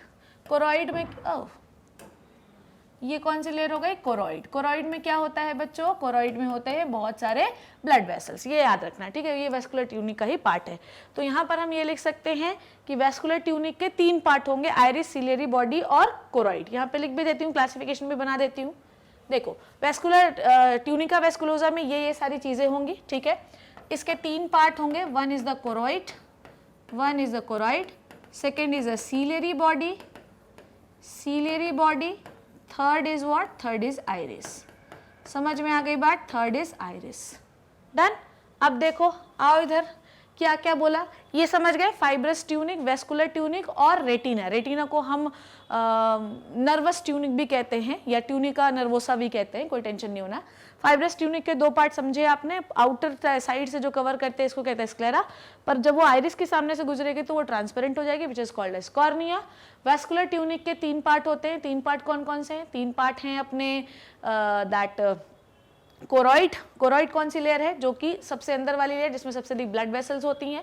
उसके बाद इसके जब ये कोरॉइड होती है, जब ये किसी जगह पर मोटी हो जाती है, इट इज कॉल्ड एज क्या कहते हैं इसको, सिलियरी बॉडी। तो first part is the choroid vascular tunic का, दूसरा इज सिलियरी बॉडी। अब ये सिलियरी बॉडी ध्यान से समझना क्या कर रहा है, ये सिलियरी बॉडी जो होता है, ये आइरिस, ये जो सिलियरी बॉडी होते हैं इनका काम होता है लेंस को पकड़ना। तो यहाँ पर आप एक लेंस बना लो। ठीक है, ये सिलियरी, अच्छा इतना काम समझ में आ गया ना आपको, ये सिलियरी बॉडी जो होते हैं ये आपके लेंस को पकड़ते हैं। ठीक है, इसमें कोई कंफ्यूजन तो नहीं है अभी तक, यहाँ तक की बात आपको समझ में आ गई है। First fibrous tunic you have clear, ciliary body you have clear, choroid क्या है यू हैव क्लियर। अब आइरिस और लेंस का क्या रोल है वो मैं अब आपको बताने वाली हूँ बच्चों। सो ये हमको समझ में आया कि सिलेरी बॉडी क्या होता है। सिलेरी बॉडी कुछ नहीं है, ciliary body is just the मोटा extension of the choroid. Choroid क्या होता है? जहाँ पे बहुत सारी ब्लड वेसल्स होती हैं। अच्छा, कोरॉइड के बारे में एक और चीज मैं बताना चाहती हूँ। कोरॉइड जो होता है इसका कलर जो होता है वो ब्लू होता है, ठीक है। कोरॉइड कहाँ है? कोरॉइड, देखो कोरिड लिख दिया है मैंने, है ना। ओके ओके, कोरॉइड जो होता है, ध्यान से देखना, कोरॉइड का कलर जो होता है वो ब्लू होता है, ठीक है। कोरॉइड का कलर क्या है? ब्लू होता है। कोरॉइड के पास क्या होता है बच्चों? मेलानिन। क्या होता है? मेलानिन, ठीक है, ये याद रखना। सिलेरी बॉडी क्या होता है ये समझ में आया? Ciliary body is nothing, it is the मोटा extension of the choroid. Ciliary body से कुछ कुछ चीजें बाहर आती हैं जिसे हम सस्पेंसरी लिगामेंट कहते हैं। इसके बारे में मैं आपको और पढ़ाऊंगी ना, लेंस में जब हम फोकस करेंगे इसके बारे में हम और डिस्कस करेंगे, तो अभी मैं इसको उतने उससे नहीं बना रही हूँ, बस एक छोटा सा यहाँ पे एक लेंस बना देती हूँ, ठीक है। इसको आप कहते हो लेंस, ठीक है। अरे यार ग्रीन कलर से बना दिया, रेड से बना देती हूँ। ये देखो यहाँ पर हम लोग लेंस की बात करते हैं, ठीक है। थोड़ा और मोटा बनाती हूँ। ये हो गया अपना लेंस, LENS, लेंस। अब समझना मेरी बात को क्या बोल रही हूँ मैं, ठीक। बहुत इंपॉर्टेंट चीज़ बता रही हूँ, क्योंकि यहाँ पर अगर आप देखें पीछे स्लाइड में आए स्ट्रक्चर में, तो we have done with the ciliary body extension of the choroid. Choroid क्या होता है? सेकेंड लेयर होती है। कोरॉइड में मेलानिन होता है, बहुत सारे ब्लड वेसल्स होते हैं। अब आते हैं आइरिस। देखो ध्यान से क्या होता है ये जो आपको सिलेरी बॉडी दिखाई दे रही है, इस सिलेरी बॉडी का कौन सा कलर लूँ? पिंक ले लूँ क्या? चलो, इस सिलेरी बॉडी जो होती है ये इस तरीके से आगे, ये देखो, ये सिलेरी बॉडी जो है, सस्पेंसरी लिगामेंट अभी मिटा रही हूँ, ठीक है ना, क्योंकि अभी इसकी ज़रूरत नहीं है। अभी अपने को जिसकी ज़रूरत है उसकी बात करते हैं। सो ये जो सिलेरी बॉडी होती है, इससे भी एक ऐसा सिलेंड्रिकल स्ट्रक्चर बाहर निकलता है, ठीक है। ये सिलेरी बॉडी से ऐसा एक सिलेंड्रिकल स्ट्रक्चर बाहर निकलता है। डन हो गई। इस सिलेंड्रिकल स्ट्रक्चर को मेरे बच्चों हम कहते हैं आइरिस। इस सिलेंड्रिकल स्ट्रक्चर को मेरे बच्चों हम कहते हैं आइरिस, ठीक है। आंखों का जो कलर होता है ना वो एक्चुअली हमें आइरिस ही दिखता है, ठीक है। आपको पता है ये जो सिलेरी बॉडी होती है ये आइरिस के पीछे होती है एक्चुअली। देखो ध्यान समझो, हमें आइरिस क्यों दिख रहा है? तुमको कभी सोचा ये सेकेंड लेयर है फिर भी क्यों दिख रही है? भैया पहली लेयर तो आपकी फाइब्रस ट्यूनिक है, मतलब स्क्लेरा है। स्क्लेरा जो है यही हमको दिखनी चाहिए, पूरी आंख सफ़ेद दिखनी चाहिए, पर फिर भी बीच में हमको काला काला क्यों दिखता है? आओ इसके बारे में समझाती हूँ। देखो, रियल एक इमेज लगाई थी ना मैंने। Okay, look at this. देखो, हमको अगर हमारी फर्स्ट लेयर स्क्लेरा है जो कि वाइट कलर की है, तो पूरी आंख, सबसे आउटर लेयर आई बॉल की वही है, तो हमें पूरी आंख वाइट दिखनी चाहिए, पर ऐसा होता तो नहीं है। ऐसा क्यों नहीं होता? क्योंकि जब वो आइरिस के पास होती है तो वो ट्रांसपेरेंट हो जाती है, ठीक है। इसकी वजह से हमें सेकेंड लेयर दिखाई दे रही है। समझ में आ गई बात? ये पूरा होना चाहिए वाइट, पर ये पूरा वाइट नहीं है, पर यहाँ पर पूरा वाइट नहीं है, इसलिए आउटर आउटर वाइट दिखता है। पर जैसे ही हम आइरिस के लेवल पे आते हैं तो मेम्ब्रेन गेट ट्रांसपेरेंट, उसे हम कॉर्निया कहते हैं, इसलिए हमें आइरिस दिख रहा है। बाकी सेकेंड लेयर का कोई भी पार्ट हमें नहीं दिखाई देगा। समझ में आई बात? बाकी सेकेंड लेयर का हमें कोई पार्ट नहीं दिखाएगा, न कोरॉइड दिखाई देगी, न सिलेरी बॉडी दिखाई देगी, कुछ भी हमें दिखाई नहीं देगा बच्चों। ये आपको पता होना चाहिए। सिर्फ हमें आइरिस दिखाई देगा क्योंकि उसके ऊपर जो फर्स्ट लेयर की मेम्ब्रेन है, आउटर लेयर की मेम्ब्रेन है, वो ट्रांसपेरेंट हो जाती है। आइरिस की वजह से ही आपकी आंखों का कलर होता है, ठीक है। आपकी आंख का आइरिस का colour, it is due to the melanin pigment present over the layer of choroid, ठीक है। आइए अब हम बात करते हैं किसकी। ये हो गया, सबसे पहले आपको सिलेरी बॉडी क्लियर हो गई, यहाँ पर सिलेरी बॉडी क्लियर हो गई, आइरिस क्लियर हो गया। अब समझो, तो हमने सिलेरी बॉडी के एक्सटेंशन पे पढ़ा कि भैया ऐसा है, सिलेरी बॉडी के एक्सटेंशन को हम आइरिस कहते हैं। ये आइरिस है, इसके बीच में आपको एक छोटा सा छेद दिखाई दे रहा है, इस छोटे से छेद को हम कहते हैं प्यूपिल, ठीक है। इस छोटे से छेद को हम क्या कहते हैं? प्यूपिल। और इस प्यूपिल से लाइट जो होती है वो अंदर की ओर एंटर करती है। समझ में आ गई बात? Done. So this is the first layer. मैं लिखती हूँ, फर्स्ट लेयर के दो पार्ट होते हैं, स्क्लेरा और कॉर्निया। सो ये फर्स्ट लेयर हो गई, कॉर्निया फर्स्ट लेयर हो गई। Second layer is the fibrous tunic, जिसके 3 पार्ट हमने पढ़ने हैं, वो है कोरॉइड, सिलेरी बॉडी और आइरिस, ये हमने पढ़ लिया। उसके बाद अब हम बात कर रहे हैं थर्ड लेयर की, ठीक है। आइए, थर्ड लेयर मैं डार्क ग्रीन कलर से बना रही हूँ, वो भी लेयर काफ़ी डार्क होती है। वो लेयर जो होती है उसमें भी बहुत ज़्यादा मेलानिन पाया जाता है। समझ में आई बात? थर्ड लेयर बहुत तो वो नहीं होती है, समझो बात को, थर्ड लेयर बहुत आगे तक नहीं जाती। थर्ड लेयर इज दिस, ठीक है, थर्ड लेयर इज दिस। अभी मैं थर्ड लेयर को बहुत डिटेल से बनाऊंगी क्योंकि नीट में क्वेश्चन ना थर्ड लेयर से बहुत ज़्यादा आता है, ठीक है। ये हो गई अपनी थर्ड लेयर, थोड़ा मोटा बनाऊंगी मैं। ये होती है बच्चों अपनी third layer. Okay, this is the third layer. Okay done, ये हो गई अपनी थर्ड लेयर। इसमें कोई कंफ्यूजन तो नहीं। थर्ड लेयर, थर्ड लेयर का नाम मेरे बच्चों क्या है? थर्ड लेयर का नाम है रेटिना। पहले मैं इसी में लिखूंगी, रेटिना, ठीक है। थर्ड लेयर का नाम क्या है मेरे लाल, मेरे बच्चों? थर्ड लेयर का नाम है रेटिना, ठीक है। रेटिना में भी मेलानिन होता है। समझ में आई बात? रेटिना में भी मेलानिन होता है। समझ में आ गई बात? आइए लिखें जो हम लोगों ने पढ़ा है यहाँ पर। अगर आप रियल डायग्राम देखें यहाँ पर अपनी स्लाइड्स में, तो रेटिना को हम 3 पार्ट में डिवाइड करते हैं। एक होती है न्यूरोसेंसरी लेयर और एक होती है पिगमेंटेड लेयर। आइए बात करते हैं। चलो सबसे पहले हम देखते हैं क्या बोल रही हूँ मैं। सो ये हो गया, आइरिस हो गया। थर्ड लेयर में आपको बात कर रही हूँ जिसे हम कहते हैं ट्यूनिका नर्वोसा, ठीक है, ट्यूनिका नर्वोसा। ट्यूनिका नर्वोसा, या इसे हम डायरेक्टली रेटिना भी कह सकते हैं क्योंकि यहाँ पर न्यूरोसेंसरी लेयर होती है, यहाँ से नर्व्स वगैरह पास होती हैं। समझ में आ गई बात? चलिए अब इसके 2 लेयर्स होते हैं, ठीक है, जिसके बारे में अभी मैं आपको डिटेल में पढ़ाती हूँ, ठीक है। एक्चुअली जो रेटिना होता है इसमें different kinds of layers present होती है, जैसे कि एक होती है गैंग्लियोनिक लेयर, एक होती है बाइपोलर लेयर और एक होती है फोटो रिसेप्टर लेयर, ठीक है। आइए तो इसको हम 3 लेयर्स में डिवाइड कर देते हैं। कहाँ पे लिखूँ यार, यहाँ पे लिखूँ क्या? आओ, रेटिना से सवाल आता है अपने नीट में, ये पता होना चाहिए। रेटिना को बेसिकली हम 3 पार्ट्स में डिवाइड करते हैं। एक होती है सबसे अंदर वाली is the ganglionic layer. Ganglionic layer पढ़ा रही हूँ ये क्या है, अभी मैं रिवाइज भी कराऊंगी। फर्स्ट होती है गैंग्लियोनिक लेयर, दूसरी होती है मेरे बच्चों बाइपोलर लेयर, ठीक है। बाइपोलर क्या होता है? न्यूरॉन, और पता होना चाहिए, मैंने पढ़ाया भी कि रेटिना में बाइपोलर न्यूरॉन पाए जाते हैं। और थर्ड मेरे बच्चों कौन सी होती है बता रही हूँ मैं, this is the photo receptor layer, या this is the photo sensory layer, कुछ भी आप कह सकते हो। फोटो रिसेप्टर लेयर और फोटो सेंसरी लेयर, इसमें 2 प्रकार की सेल्स होती हैं, one is the rod and second is the cones. One is the rods and second is the cones. चलिए आइए बात करते हैं। So we have clear with the 3 layers of, अच्छा रेटिना को हम क्या कहते हैं? रेटिना को हम ट्यूनिका नर्वोसा भी कह सकते हैं क्योंकि it is totally related with the nerves, यहाँ से नर्व्स भी पास होंगी, ठीक है, जो कि ब्रेन की ओर इमेज लेके जाएंगी, ठीक है। जिसका डिसीजन होगा, इमेज फोकस हो जाएगी, इमेज बन जाएगी, उसका जो इन्फॉर्मेशन होगा कि क्या है इमेज, मगरमच्छ है, चीटा है, बिल्ली है, क्या है, उसका इमेज यहीं से ऊपर जाएगा। आइए बात आगे क्लियर है हम लोग। So we have done with the 3 layers बच्चों, ठीक है। एक बार मैं सीक्वेंस में लिख दूं क्या इसको, तो मज़ा आ जाए थोड़ा सा। आइए थोड़ा सा मैं इसको सीक्वेंस में लिखना चाहती हूँ ताकि आप लोगों को सब सारी लेयर्स एक साथ दिखाई दें, ठीक है। फर्स्ट सेकंड थर्ड तीनों को मैं एक साथ लिखूंगी, ठीक है ना। आ जाओ आ जाओ आ जाओ। ओके, यहाँ से शुरू करती हूँ। तो ये है आपका स्क्लेरा, ठीक है। ये क्या है बच्चों? आपका स्क्लेरा। ये है आपका कॉर्निया, ठीक है। ये है स्क्लेरा, ये है cornea. Done, this is the first layer.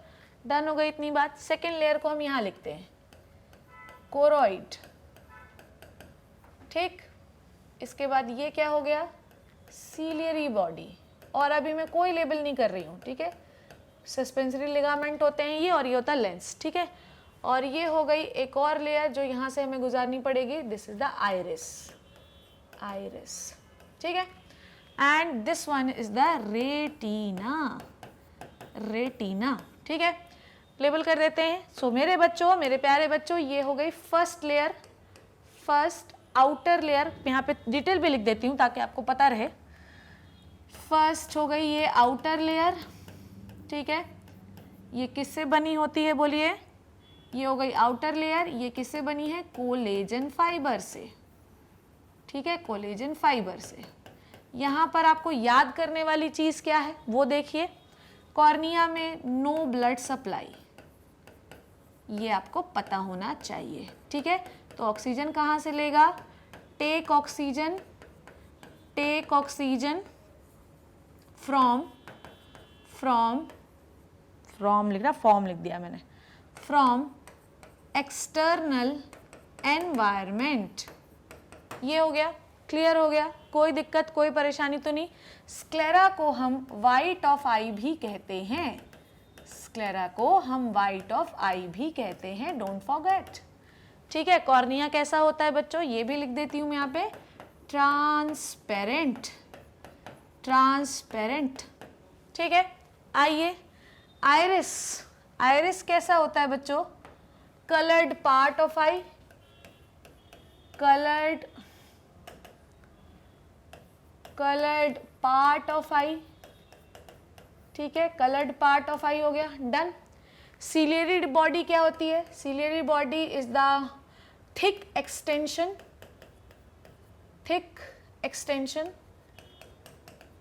ठीक है, ऑफ किसका? कोरोइड। कोरोइड के बारे में मैं क्या लिख सकती हूँ? वैस्कुलर, ठीक है, वैस्कुलर हैविंग मिलानिन, ठीक है। रेटिना में मैं क्या लिख सकती हूँ? हैविंग मिलानिन, ठीक है। अब एक चीज और समझाना चाहती हूँ मैं आपको कि जो कोरोइड और रेटिना होता है इसमें होते हैं मिलानिन। अभी आपको समझाऊंगी मैं। मान लो यहाँ से लाइट एंटर करी, समझो, मान लो यहाँ से लाइट एंटर करी, तो ये भी पॉसिबिलिटी है मेरे बच्चों कि लाइट यहाँ से टकराए, रिफ्लेक्ट हो जाए, ठीक है। हो सकता है कि लाइट यहाँ से टकराए और रिफ्लेक्ट हो जाए। तो होता क्या है कि ये जो कोरोइड और रेटिना होते हैं इनमें होता है मिलानिन, और इस मिलानिन का फंक्शन मैंने आपको बताया कि पहली बात तो ये कलर भी देता है, ठीक है। दूसरी, अच्छा, दोनों का कलर डार्क होता है, रेटिना का भी कलर होता है और कोरोइड का कलर ब्लू होता है। यहाँ पे लिख देती हूँ कोरोइड का कलर ब्लू है, ठीक है, ओके। और आइरिस में बहुत सारे अलग अलग मिलानिन पिगमेंट्स हो सकते, मतलब मिलानिन होता है, और आइरिस के कलर से ही हम बोलते हैं कि हमारे आंखों का कलर ब्लू है, ग्रीन है, ये है, वो है, ठीक है। Iris is the part of choroid, तो हम बोल देते हैं कि कोरोइड का कलर ये है, क्योंकि आइरिस देखो, ये कोरोइड है पर्पल कलर, कोरोइड का extension ciliary body, ciliary body का एक्सटेंशन आइरिस, आइरिस के बीच में एक छेद है, और इस छेद का नाम हम लोगों ने क्या डिस्कस किया अभी? प्यूपिल, जिससे लाइट एंटर करती है, ठीक है। अब लाइट एंटर करेगी तो हो सकता है कि रेटिना से टकरा कर रिफ्लेक्ट हो जाए, तो ये क्या करती है? मिलानिन क्या करता है? इट एब्जॉर्ब्स द लाइट, ठीक है, इट एब्जॉर्ब्स द लाइट, ठीक है। अब आप समझो कि इसका दोनों का डार्क कलर क्यों है, क्योंकि आप लोगों को मैंने ये पढ़ाया था कि जो डार्कर कलर फोटोसिंथेसिस में, कि जो डार्कर कलर होता है वो हमेशा लाइट को एब्जॉर्ब कर लेता है, इसलिए रेटिना का कलर, रेटिना और जो कोरोइड होते हैं इनका कलर डार्क होता है। समझ में आई बात? जिसकी वजह से जो लाइट आ रही होती है, रिफ्लेक्ट ना हो लाइट, उसे एब्जॉर्ब कर लेते हैं, इसीलिए, और जिससे इमेज सही तरीके से बने, इमेज फॉर्मेशन में कोई इंटरफेरेंस नहीं होना चाहिए। इसीलिए फोटो को साफ करते समय, फोटो नेगेटिव्स को धोते समय, फोटो अपीयर करते समय हम पूरा अंधेरा कर देते हैं, ताकि जब हम नेगेटिव्स को फोटोज में कन्वर्ट कर रहे हैं, इमेज ले रहे हैं, तो कोई इंटरफेरेंस नहीं होना, तो ब्लर्ड हो जाएगी इमेज, ठीक है। आगे बात करते हैं। अब ये जो रेटिना है ना, इसमें 3 लेयर्स होती हैं बच्चों, समझो। मैं रेटिना को अलग से बनाती हूँ तब आपको बेहतरीन मजा आएगा। देखो, रेटिना में 3 लेयर्स होती हैं। रेटिना को हम ट्यूनिका नर्वोसा भी कहते हैं। Why we called as tunica nervosa? क्योंकि ये जो होता है, यही पार्ट जो है कनेक्टेड होता है ब्रेन से, और इसी पार्ट से बाहर निकलेगी आपकी नर्व। अगर आप रियल इमेज देखें आप इसका क्या नाम से, आई का, तो आपको समझ में आएगा। Look at this. So retina के 2 लेयर होते हैं, एक होती है पिगमेंटेड लेयर और एक होती है न्यूरल लेयर, ठीक है। ये इसके हिसाब से, पर मैं आपको बताती हूँ। पिगमेंटेड लेयर्स में, जिसको हम फोटोसेंसरी लेयर कहते हैं, इसमें रॉड्स एंड कोन्स पाए जाते हैं, और न्यूरल लेयर्स में 2 लेयर होती है, एक होती है बाइपोलर न्यूरॉन की लेयर और एक होती है गैंग्लियोनिक लेयर, जिसमें मल्टीपोलर न्यूरॉन होते हैं, मैं बताऊंगी, ठीक है। चलिए, अब यहाँ से देखेंगे अगर आप, तो यहाँ से ये कैसा है? आपका न्यूरल लेयर, न्यूरॉन है, तो न्यूरॉन का एक्सटेंशन एक्सॉन कहाँ जाएगा बच्चों?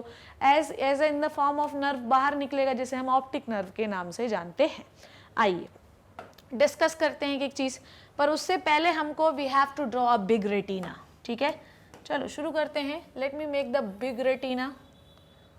टिंग टिटिंग टिटिंग, ओ शिट,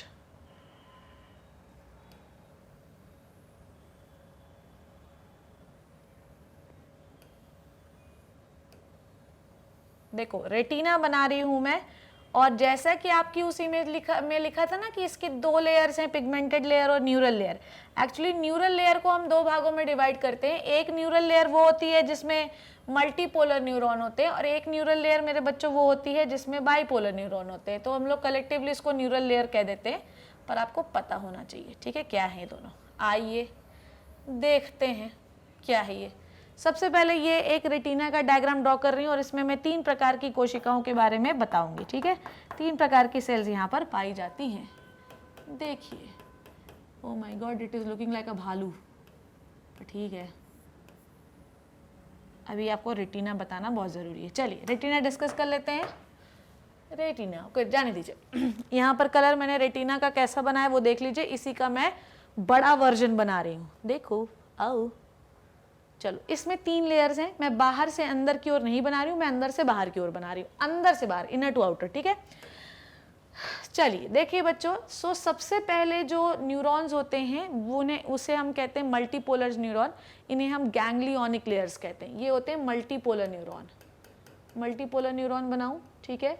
ये कैसे होते हैं, ऐसे बना देती हूँ मल्टीपोलर न्यूरॉन, ठीक है। Why we called as ganglionic layer बच्चों? So group of cell bodies is called as ganglions, ठीक है। ये हो गई ganglionic layer। ओहो, ये गैंग्लियन बनाने में तो मुझे कितना समय लगेगा यार।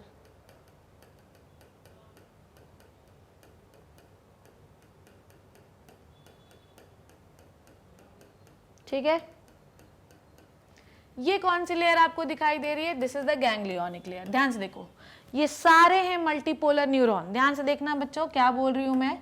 This is the ganglionic layer, this is the ganglionic layer, ठीक है। यहां पर कैसे न्यूरॉन है बच्चों? मल्टीपोलर न्यूरॉन है। कैसे न्यूरॉन है मेरे बच्चों? Multipolar neuron. मैं इसको गैंग्लियोनिक लेयर क्यों कह रही हूँ? क्योंकि यहाँ पर आपको ग्रुप ऑफ सेल बॉडीज दिखाई दे रही हैं।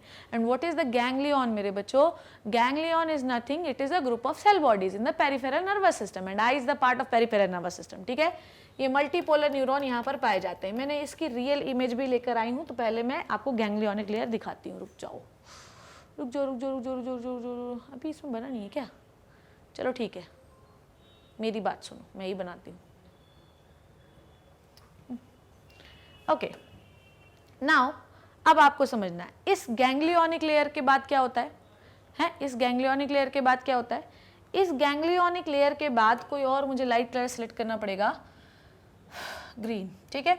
इस गैंग्लियोनिक लेयर के बाद पाए जाते हैं बाइपोलर न्यूरॉन। इस गैंग्लियोनिक लेयर के बाद पाए जाते हैं बाइपोलर न्यूरॉन।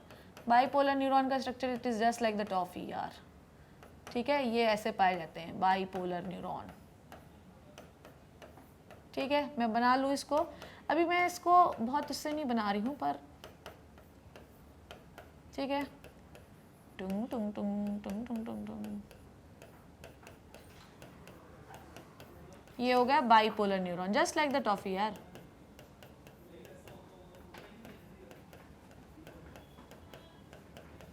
ये हो गया, जल्दी से देखते जाओ।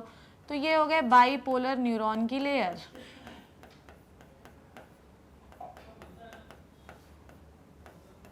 ठीक है।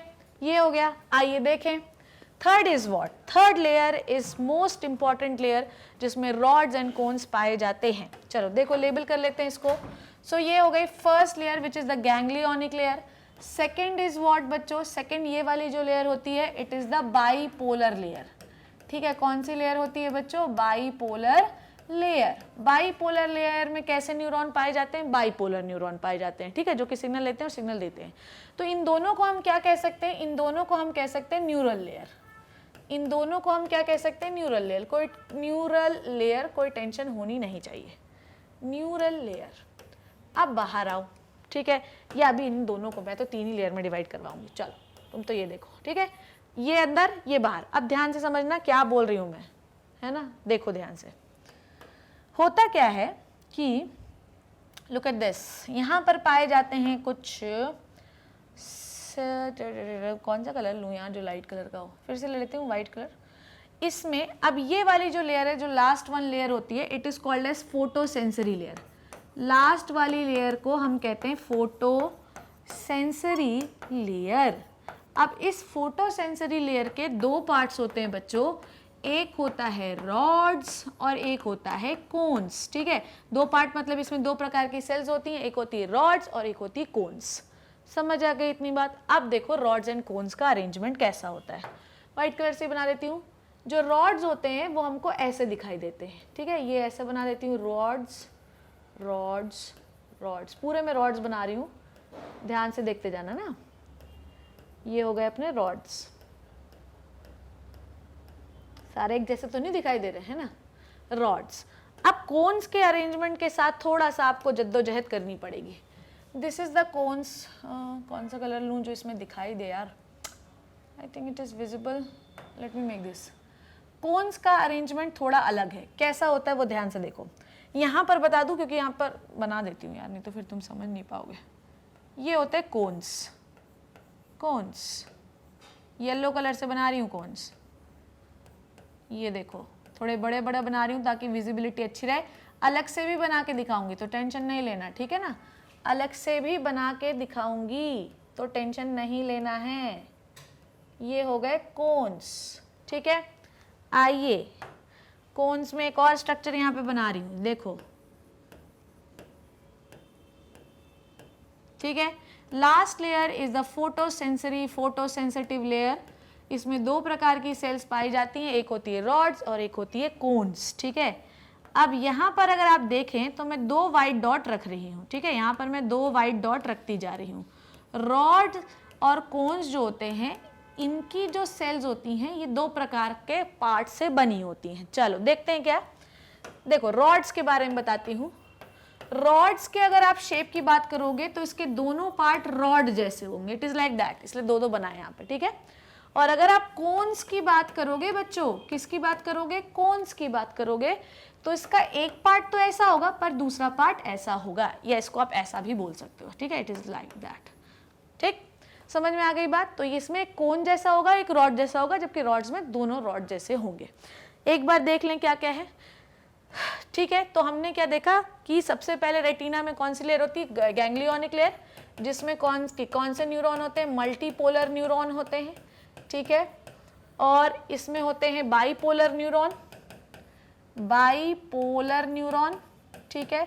और रॉड्स का शेप रॉड्स जैसा होता है, कोन्स का शेप ऐसा होता है। डन हो गई इतनी बात। रॉड्स एंड कोन्स जो होते हैं, these are responsible for the colours. Rods की वजह से ब्लैक एंड व्हाइट दिखता है और कोन्स की वजह से different types of colour combinations हमको दिखाई देते हैं। आइए आगे देखें, इसकी बात कोई प्रॉब्लम तो नहीं। ओके, सो ये समझ में आ गया आपको। सो अगर आप देखें कि पिगमेंटेड लेयर जो है, ध्यान से देखना, न्यूरल लेयर हमने अंदर की ओर बनाई है, और अगर आप मेरा डायग्राम देखो तो मैंने क्या कुछ और अलग कुछ बना दिया है क्या, नहीं ना, यही तो बनाया है। देखो न्यूरल लेयर हमेशा अंदर की ओर होती है, और न्यूरल लेयर को हम बेसिकली दो पार्ट्स में डिवाइड करते हैं। एक होता है उसके न्यूरल लेयर के दो पार्ट, एक अंदर वाला एक बाहर वाला। एक सबसे अंदर वाली जो लेयर होती है वो होती है गैंग्लियोनिक लेयर, ठीक है। वहाँ बहुत सारे मल्टीपोलर न्यूरॉन के गैंग्लियोस मतलब सेल बॉडीज पड़े रहते हैं। वो किससे कनेक्टेड रहते हैं, बाइपोलर न्यूरॉन से। बाइपोलर न्यूरॉन किससे कनेक्टेड रहते हैं, रॉड्स एंड कोन से। रॉड्स एंड कोन किस लेयर में पाए जाते हैं, फोटोसेंसरी लेयर पे। So we have completed all the layers of the this eye, ठीक है। फर्स्ट लेयर कंप्लीट कर लिया, सेकेंड लेयर कंप्लीट कर लिया, और थर्ड लेयर भी कंप्लीट कर लिया। फर्स्ट लेयर को हम कहते हैं ट्यूनिका फाइब्रोसा, सेकेंड लेयर को हम कहते हैं ट्यूनिका वेस्कुलोसा, और थर्ड लेयर को हम कहते हैं tunica nervosa. First layer tunica fibrosa divided into two parts, sclera and cornea. Tunica vasculosa जो है it divided into the choroid, ciliary body and iris. Actually choroid का ही एक्सटेंशन है सिलेरी बॉडी, और उसका ही एक्सटेंशन है आइरिस। आइरिस के बीच में एक छेद होता है जिससे कहते हैं प्यूपिल। प्यूपिल से जो होता है इसे लाइट एंटर करती है। प्यूपिल के डायलेट होने से और कॉन्स्ट्रिक्ट होने से लाइट का जो अमाउंट होता है वो कम या ज़्यादा हो सकता है। उसके बाद ये जो कोराइड लेयर होती है इसमें मेलानिन पिगमेंट होता है जो आंख को कलर देता है। आइरिस में पाए जाने वाले डिफरेंट पिगमेंट कॉम्बिनेशन से आपकी आंखों का कलर डिसाइड होता है। तो जो आइरिस में जो कलर है ना, यही आपकी आंखों का कलर है। तो ब्लू, ब्लैक, ब्राउन, ये सब मेलानिन का ही जो है ऊपर नीचे होते हैं तो कलर चेंज होता है। समझ में आई बात? तो आंख का कलर इज द आइरिस का कलर। उसके बाद रेटिना में मैंने आपको 3 लेयर्स बताए, अंदर से बाहर की ओर, मल्टीपोलर न्यूरॉन अंदर की ओर, फिर कौन सा न्यूरॉन है बच्चों? बाइपोलर न्यूरॉन, और फिर कौन सा न्यूरॉन है मेरे बच्चों? आखिरी में rods and cones which is the photosensory layer. So ये स्ट्रक्चर अभी तक आपको क्लियर हो गया ना? इसमें कोई कंफ्यूजन तो नहीं है? डन हो गई इतनी बात? नाउ अब हम लोग देखते हैं रेटिना की सेपरेट स्ट्रक्चर मेरे बच्चों, कि रेटिना में कौन कौन सी लेयर्स ऑफ सेल्स पाई जाती हैं। आपको पता होना चाहिए कि रेटिना का दूसरा नाम क्या होता है, बताइए मुझे? नर्वोसा। ठीक है, ट्यूनिका नर्वोसा। ट्यूनिका मतलब कवर और नर्वोसा मतलब न्यूरॉन वाले कवर।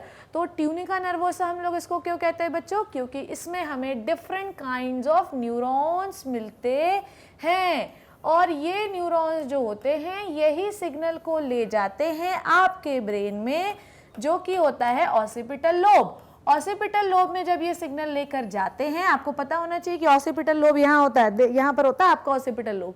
तो ये जो न्यूरॉन्स होते हैं ये ऑसिपिटल लोब में सिग्नल लेके जाते हैं ताकि आप विजन कर सकें। आ गई बात इतनी समझ में? इसमें कोई कंफ्यूजन तो नहीं? अगली बात हम करते हैं, ये जो मैं बोल रही हूँ कि आपको पता है कि अगर ऑसिपिटल लोब में किसी को मार दिया जाए बहुत जोर से, तो हो सकता है कि वो आदमी जो है कंप्लीटली ब्लाइंड हो जाए। इसलिए जब भी आप कभी खेल वेल में किसी को मारते हो ना, तो इस बात का विशेष तौर से ध्यान रखो कि ऐसी जगह पर नहीं मारो जहां पर कुछ डैमेज हो सके बच्चों। तो यहाँ पर अगर किसी को मारोगे तो हो सकता है कि वो अंधा हो जाए। ठीक है, ये बात याद रखिए, कोई ट्रिक नहीं दे रही हूँ आपको मारने की। अब हम लोग इसमें क्या ड्रॉ करने वाले हैं वो थोड़ा और मैं चौड़ा बनाऊंगी ताकि मैं आपको लेयर्स बहुत अच्छे से बता सकूं। देखिए क्या होता है कि retina is the most important layer, most important layer. अच्छा, इसके बाद मैं आपको पूरा एक फिर से आई का डायग्राम बना के दिखाऊंगी, क्योंकि मुझे इसमें ह्यूमर्स और कंजक्टाइवा भी बताना है। ठीक है, आई थिंक इट इज गुड। चलिए, ये कलर हो गया, ये एकदम खून भरी मांग दिख रहा है मुझे। रेटिना की लेयर्स बना रही हूँ मैं। ये लेयर बहुत ही ज़्यादा इंपॉर्टेंट है क्योंकि बेसिकली यहीं से इंफॉर्मेशन हमें अंदर की ओर भेजना है। ठीक है, चलिए शुरू करते हैं। सबसे पहली जो लेयर होती है बच्चों, सबसे पहली जो लेयर होती है वो होती है मल्टीपोलर न्यूरॉन की लेयर। ठीक है, सबसे पहले लेट मी ड्रॉ द बहुत सारे मल्टीपोलर न्यूरॉन। मैं अंदर से बाहर की ओर बात कर रही हूँ लेयर्स की। समझ में आई बात? अंदर से बाहर की ओर मैं लेयर्स की बात कर रही हूँ। नीट में ये सवाल आ सकता है, आपसे पूछा जा सकता है, फिर मुझे मत बोलना मैडम आपने बताया नहीं था। सो सबसे पहले अंदर वाली लेयर में होते हैं भयंकर वाले मल्टीपोलर न्यूरॉन। समझ में आई बात? बहुत सारे होते हैं मल्टीपोलर न्यूरॉन।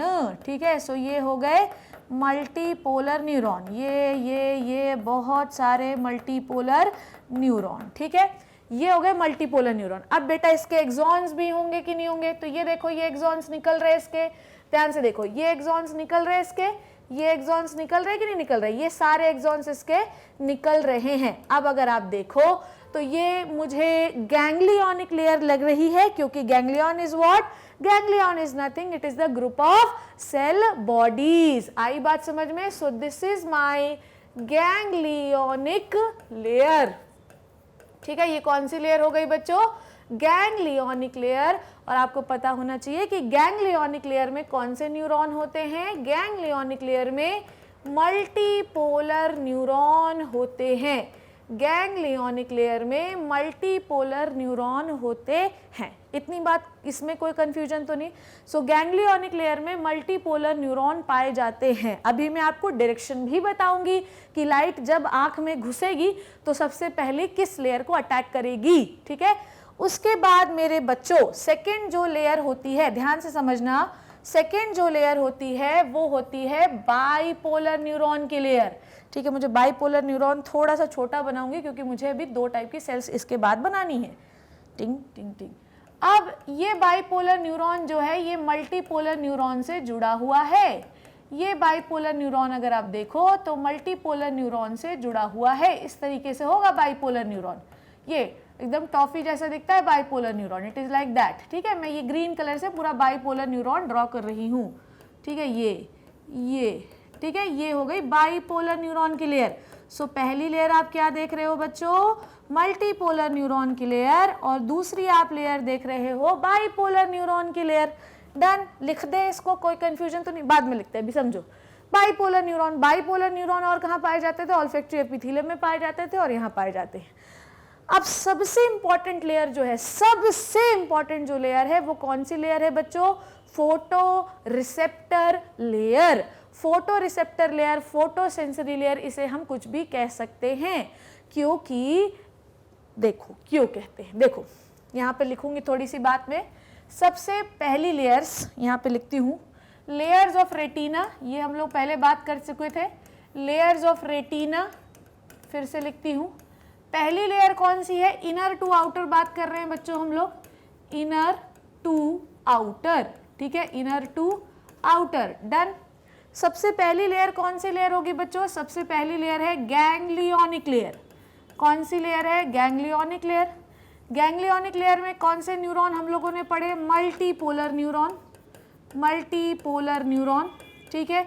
उसके बाद सेकंड कौन सी लेयर है बच्चों, second layer is the bipolar neuron layer, ठीक है, बाइपोलर लिख देती हूँ मैं, बाइपोलर न्यूरॉन की लेयर, इसमें बाइपोलर न्यूरॉन होंगे।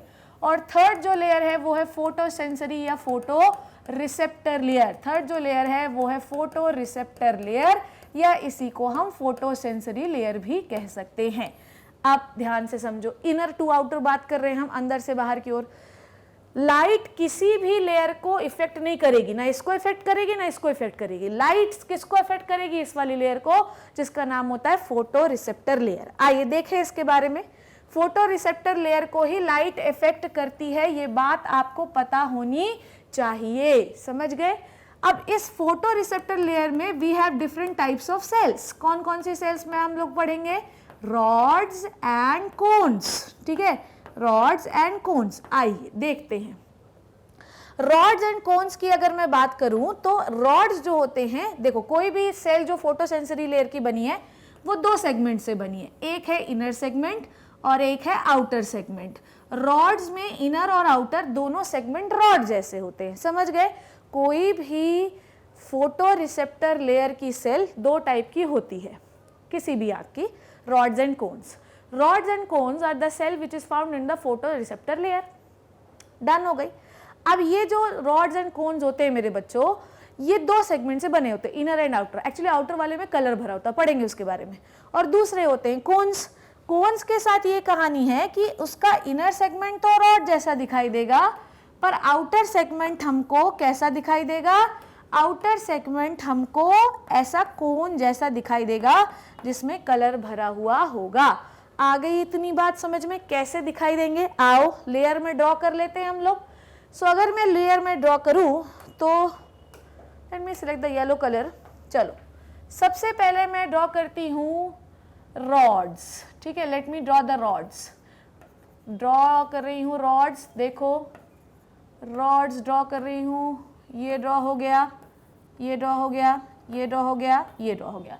दो सेगमेंट बनाने हैं तो दो सेगमेंट बना लीजिए, ये रॉड्स हैं, ठीक है, ये रॉड्स है। रॉड्स बहुत सारे होते हैं, कोन्स बल्कि कम होते हैं। एक आई में 120 मिलियन जो होते हैं वो रॉड्स होते हैं, जबकि 60 मिलियन ही कोन्स होते हैं, ठीक है। ये हो गई येलो। और next one is the green. Green ले लिया क्या मैंने, ओके, देन ब्लू ले लेती हूँ मैं। ये हो गया कोन्स। कोन्स का इनर सेगमेंट बना लेती हूँ पहले। This is the inner segment of the cons, ठीक। और ये इसका आउटर सेगमेंट जो मैं कोन जैसा बना रही हूँ, ये देखो, ध्यान से देखते जाना है ना, नहीं तो कंफ्यूजन हो जाएगा।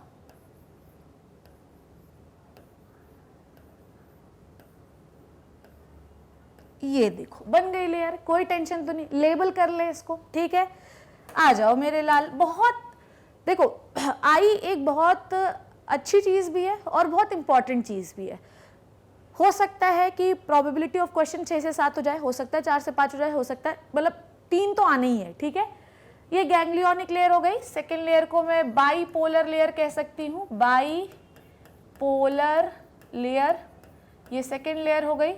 एंड थर्ड लेयर को मैं कलेक्टिवली ऐसा लिखती हूँ, मैं थर्ड लेयर को मैं क्या कहती हूँ, photo sensory layer, photo receptor layer, photo sensory layer, बेटा मेरे लाल कुछ भी आप कह सकते हो, फोटो रिसेप्टर लेयर। डन हो गई। अब मेरी बात को ध्यान से समझना जो मैं कह रही हूँ। आउटर वाली लेयर को मैं क्या कहती हूँ, इन्हें मैं कहती हूँ कोन्स, जबकि अंदर वाली को मैं क्या कहती हूँ बच्चों, रॉड्स। ठीक है, इन्हें क्या कहती हूँ, रॉड्स। ठीक, रॉड्स ई नहीं लगाना है, ठीक है, रॉड्स। डन हो गई इतनी बात।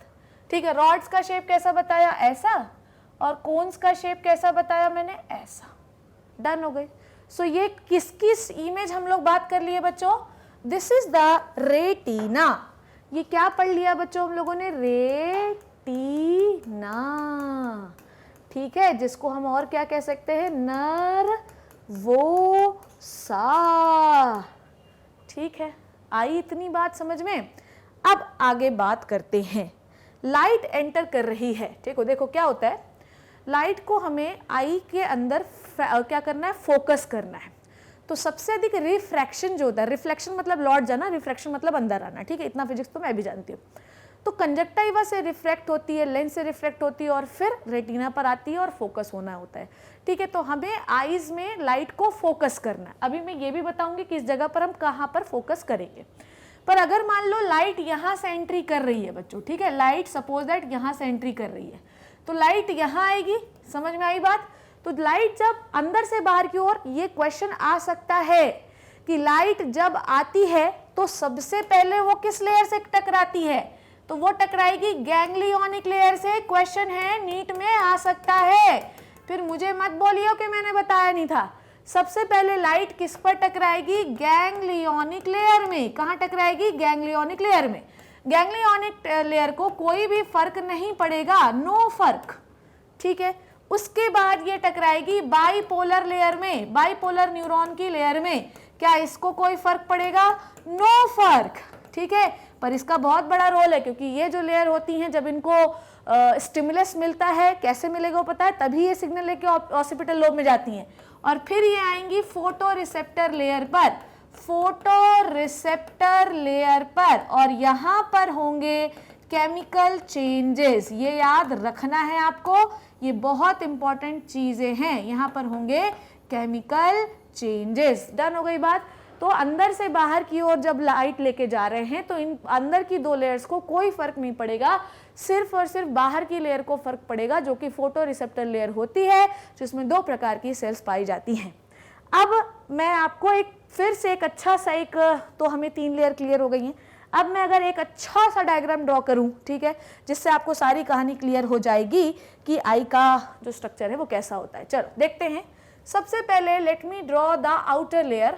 ठीक है, सबसे पहले मैं ड्रॉ करती हूँ एक आउटर, बहुत ही अजीब सी बनी क्यों।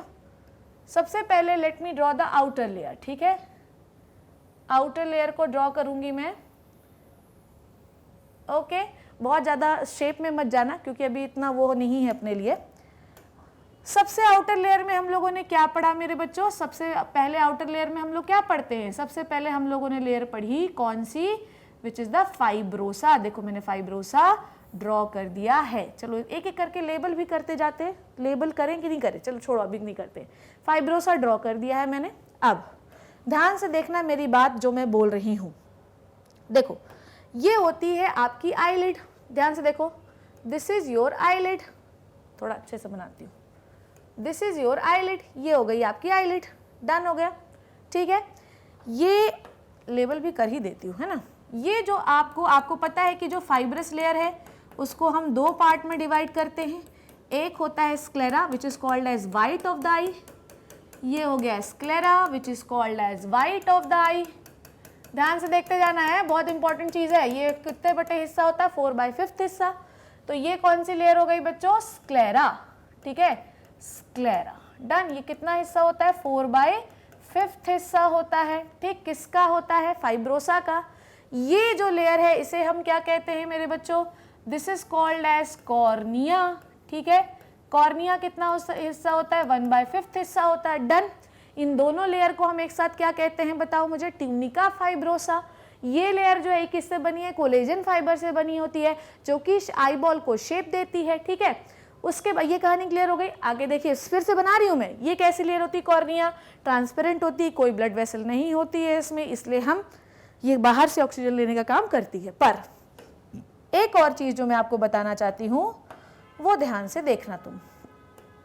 ओके, इस कॉर्निया के ऊपर ऐसे करके एक और प्रोटेक्टिव कवरिंग पाई जाती है मेरे बच्चों, और इस प्रोटेक्टिव कवरिंग का नाम होता है कंजक्टाइवा। कंजक्टाइवा, ठीक है। एक और प्रोटेक्टिव कवरिंग होती है जिसे कहते हैं कंजक्टाइवा। कंजक्टाइवा में अगर कोई वायरल इन्फेक्शन हो जाए, क्या हो जाए? वायरल इन्फेक्शन हो जाए, तो इसमें क्या हो जाता है बच्चों? इन्फ्लामेशन। और इन्फ्लामेशन होने की वजह से आपकी आंखें पिंक कलर की हो जाती हैं, जिसे हम पिंक आई के नाम से जानते हैं। समझ गए आप कि कॉर्निया के ऊपर एक प्रोटेक्टिव लेयरिंग है which is called as conjunctiva. Conjunctiva में कोई वायरल इन्फेक्शन हो जाए तो आपकी आंखें सूज जाती, दर्द होती हैं, क्योंकि वायरस है तो एक जगह से दूसरी जगह फैल सकता है, इसलिए लोग चश्मा पहन के घूमते हैं, ठीक है। इसे कहते हैं pink I. Please always remember this. आगे की बात करें, चलिए अब हम लोग बात करते हैं बच्चों दूसरी लेयर की, ठीक है। शुरू करें दूसरी लेयर। जो दूसरी लेयर होती है वो कैसी होती है, वो देखिए। दिस इज द दूसरी लेयर ऑफ द, थोड़ा अच्छे से बनाती हूँ। दिस इज द दूसरी और इनर लेयर ऑफ योर, यार ये राउंड राउंड, मेरे को राउंड बनाने में बड़ा प्रॉब्लम है। दिस इज द दूसरी लेयर ऑफ योर आई, ठीक है। ये आई की दूसरी लेयर है बच्चों, ठीक है। ये हो गई दूसरी लेयर, ठीक। थोड़ा सा इसको बड़ा बना देती हूँ मैं, ये ऐसा, ठीक है। आई बात समझ में आई है? इसको थोड़ा सा वाइट कर देती हूँ, अब क्लियर है। चलो आगे देखते हैं। सो दिस इज द दूसरी लेयर। ये जो दूसरी लेयर होती है मेरे बच्चों, ये कलर्ड लेयर होती है, ये पढ़ा हम लोगों ने। ये दूसरी जो लेयर होती है, this is the colour layer. Don't go with the सुंदरता of diagram, let it be. अभी आपको क्या करना है वो समझो, ठीक है। अभी आपको बस डायग्राम की गहराई को समझना है, ठीक है।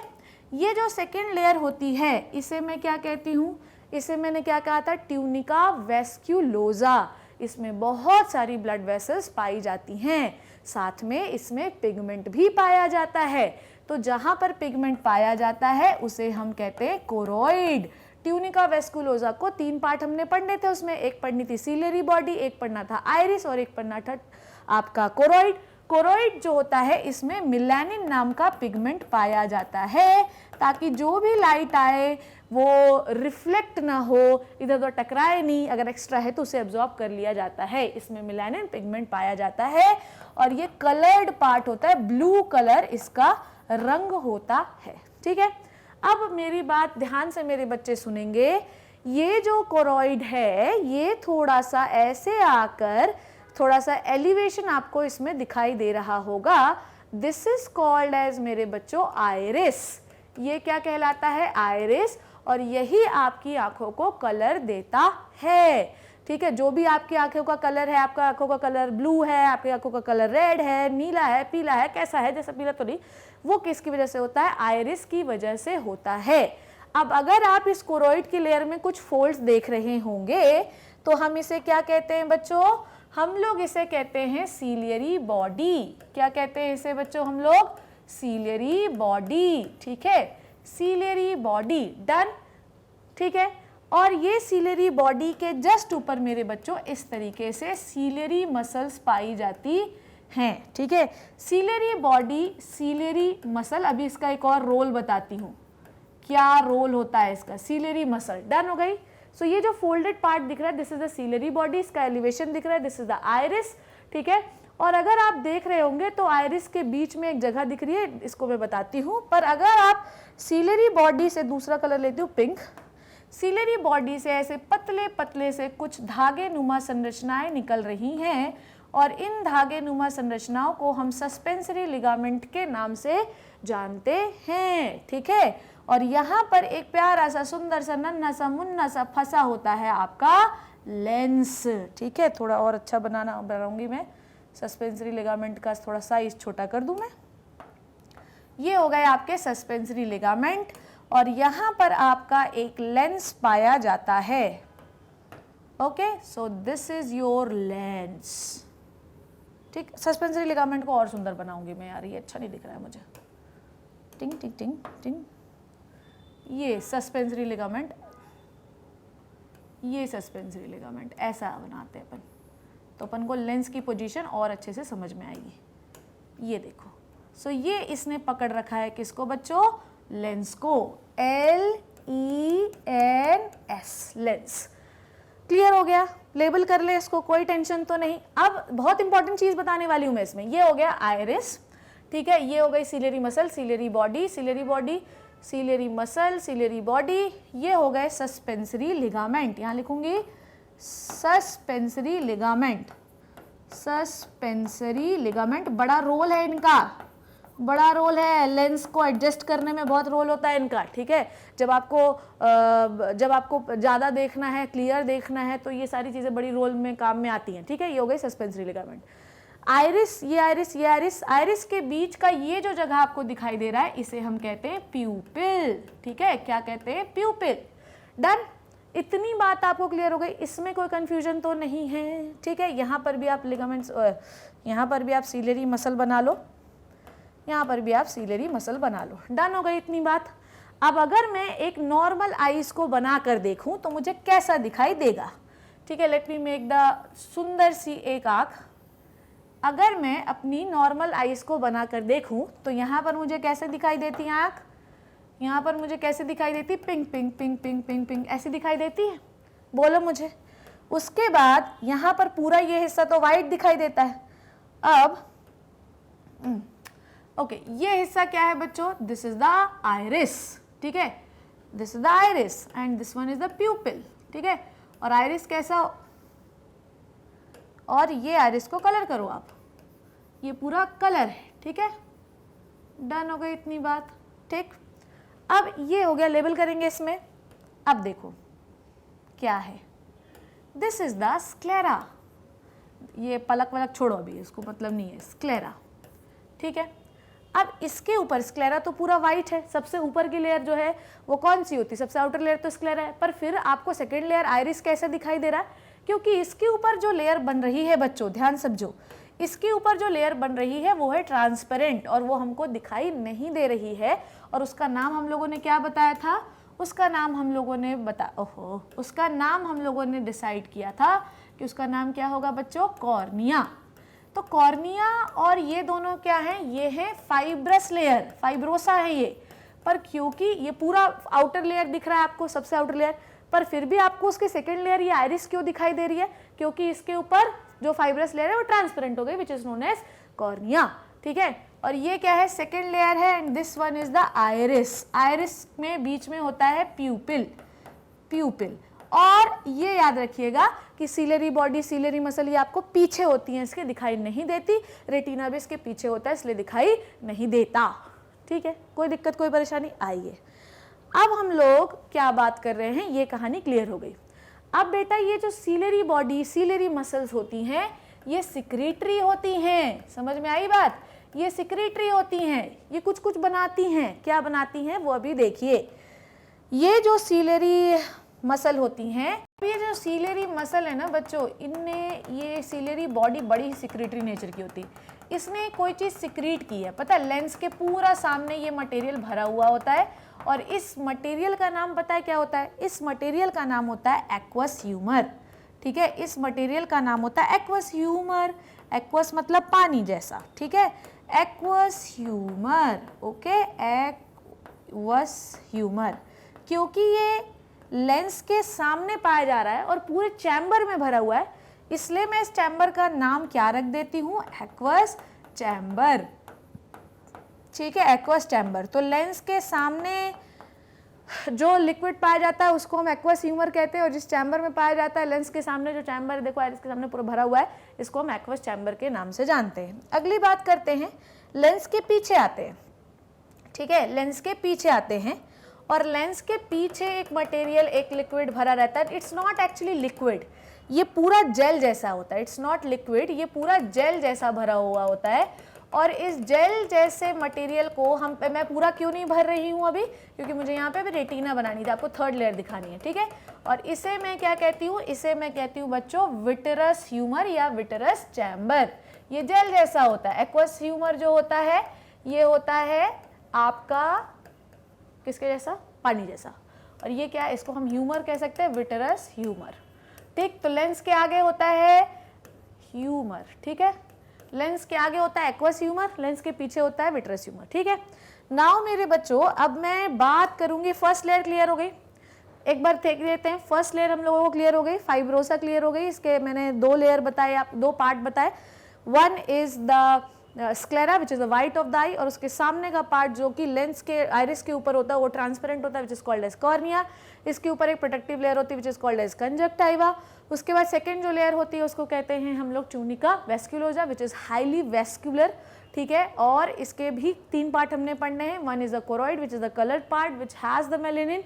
मेलेनिन जो होता है वो आइरिस में भी होता है, पूरा कोरोइड में भी होता है, जो कि एक्स्ट्रा लाइट को एब्जॉर्ब करने का काम करता है ताकि लाइट आए तो आपका रिफ्लेक्शन ना हो, ठीक है।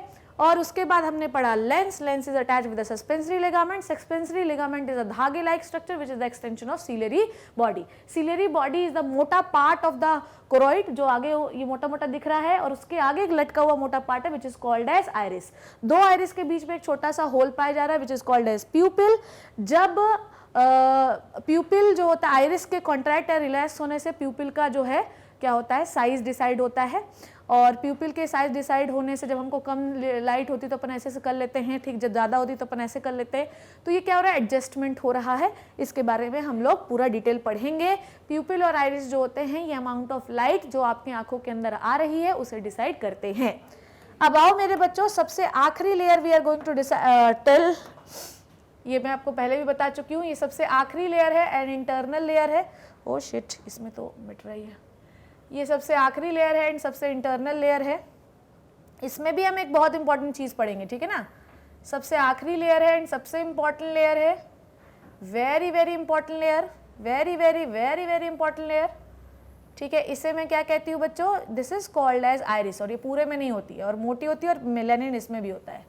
This is called as iris. Vitreous humour को, okay, now this is vitreous humour. Oh oh oh, this is vitreous humour, ठीक है। आइए अब देखते हैं, this is the retina, sorry iris बोल रही थी क्या मैं, रेटिना। रेटिना को हम कहते हैं ट्यूनिका नर्वोसा। तीन प्रकार की सेल्स हम लोगों ने इसमें पढ़ ली है, और वो मैंने आपको पढ़ा दी, इसलिए मैं यहाँ पे गोदागादी नहीं कर रही हूँ। तीन प्रकार की सेल्स हम लोगों ने इसमें एंटर कर ली है, मतलब पढ़ ली है, ठीक है। तीन प्रकार की सेल्स इसमें होती हैं। ओके, नाउ सबसे अंदर वाली सेल्स को हम लोगों ने क्या कहा था, गैंग्लियोनिक लेयर। ऐसे बना लें अपन लोग ganglionic layer, this is the ganglionic layer, ठीक है। ये क्या हो गई अपनी गैंग्लियोनिक लेयर, ठीक है। अब इस गैंग्लियोनिक लेयर से क्या निकले थे बच्चों, इस गैंग्लियोनिक लेयर से क्या निकलते हैं, एक्सॉन्स। इस गैंग्लियोनिक लेयर से क्या निकले थे, बहुत सारे एक्सॉन्स निकले थे। यहाँ से भी एक्सॉन्स आ रहे हैं, गैंग्लियोनिक लेयर से एक्सॉन्स आ रहे हैं, गैंग्लियोनिक लेयर से बहुत सारे एक्सॉन्स बाहर निकल रहे हैं। इसके बारे में भी हम लोग पढ़ेंगे। ये सारे एक्सॉन्स जो है ये निकलेंगे इन the form of optic nerve, यहाँ से, समझ में आई बात, इन the form of optic nerve, यहाँ से, समझ गए। ओके, सो इसे मैं क्या कह सकती हूँ, ऑप्टिक नर्व। और ये ऑप्टिक नर्व कहाँ जाएगी, ये जाएगी आपके ऑसिपिटल लोब में। ये गैंग्लियोनिक लेयर है, गैंग्लियोनिक लेयर से बहुत सारे एक्सॉन्स निकलेंगे, ठीक है। अंदर ऊपर की लेयर भी एक दो बनाई देती हूँ।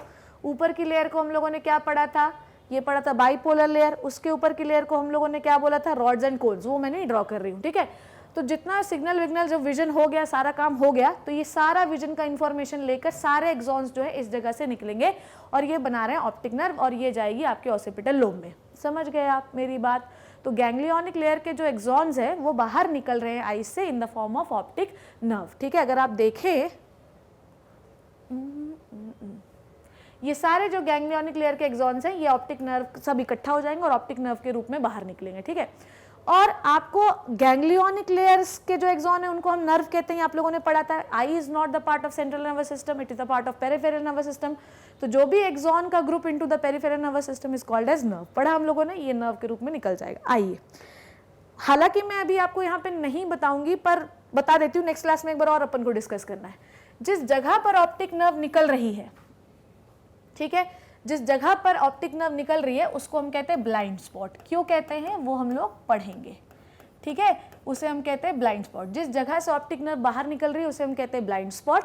और ब्लाइंड स्पॉट के जस्ट पास में मेरे बच्चों, ब्लाइंड स्पॉट के जस्ट पास में एक एरिया होता है जिसे हम कहते हैं फोविया, ठीक है। ये एरिया होता है जिसको हम कहते हैं येलो स्पॉट। येलो कलर का बना दिया, फोविया बाद में डिस्कस करेंगे, ठीक है।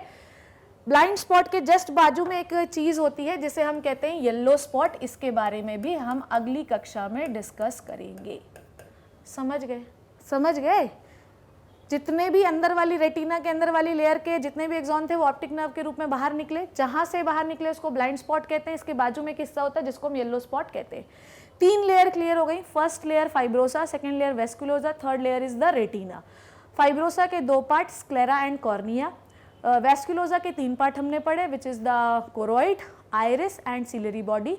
और रेटिना में के हमने कोई पार्ट नहीं पढ़े, पर हमने इसमें 3 प्रकार के लेयर्स पढ़ी। जो अंदर वाली लेयर होती है गैंग्लियोनिक लेयर, बीच वाली लेयर होती है बाइपोलर लेयर, और थर्ड वाली लेयर होती है जिसे हम कहते हैं रॉड्स एंड कोन्स की लेयर, ठीक है। ओके, फोटोसेंसरी लेयर भी कह सकते हैं इसको हम लोग, ओके। और लाइट जब अंदर घुसती है, सपोज दैट यहाँ से लाइट अंदर घुसी, तो वो गैंग्लियोनिक लेयर को कोई फर्क नहीं पड़ेगा, बाइपोलर लेयर को कोई फर्क नहीं पड़ेगा। फर्क सिर्फ अंदर वाली लेयर को पड़ता है जिसे हम फोटोसेंसरी लेयर के नाम से जानते हैं, फोटो रिसेप्टर लेयर के नाम से जानते हैं। डन हो गई इतनी बात। सो बच्चों, this is all about the structure of eye. ना अब थोड़ी सी हम लोग डिटेल पढ़ लें तो फिर मजा ही आ जाना है, ठीक है। प्रोटेक्शन हो गया था। नाउ लुक एट दिस, यहाँ पर आपको ये स्ट्रक्चर और ज्यादा क्लियर हो जाएगा।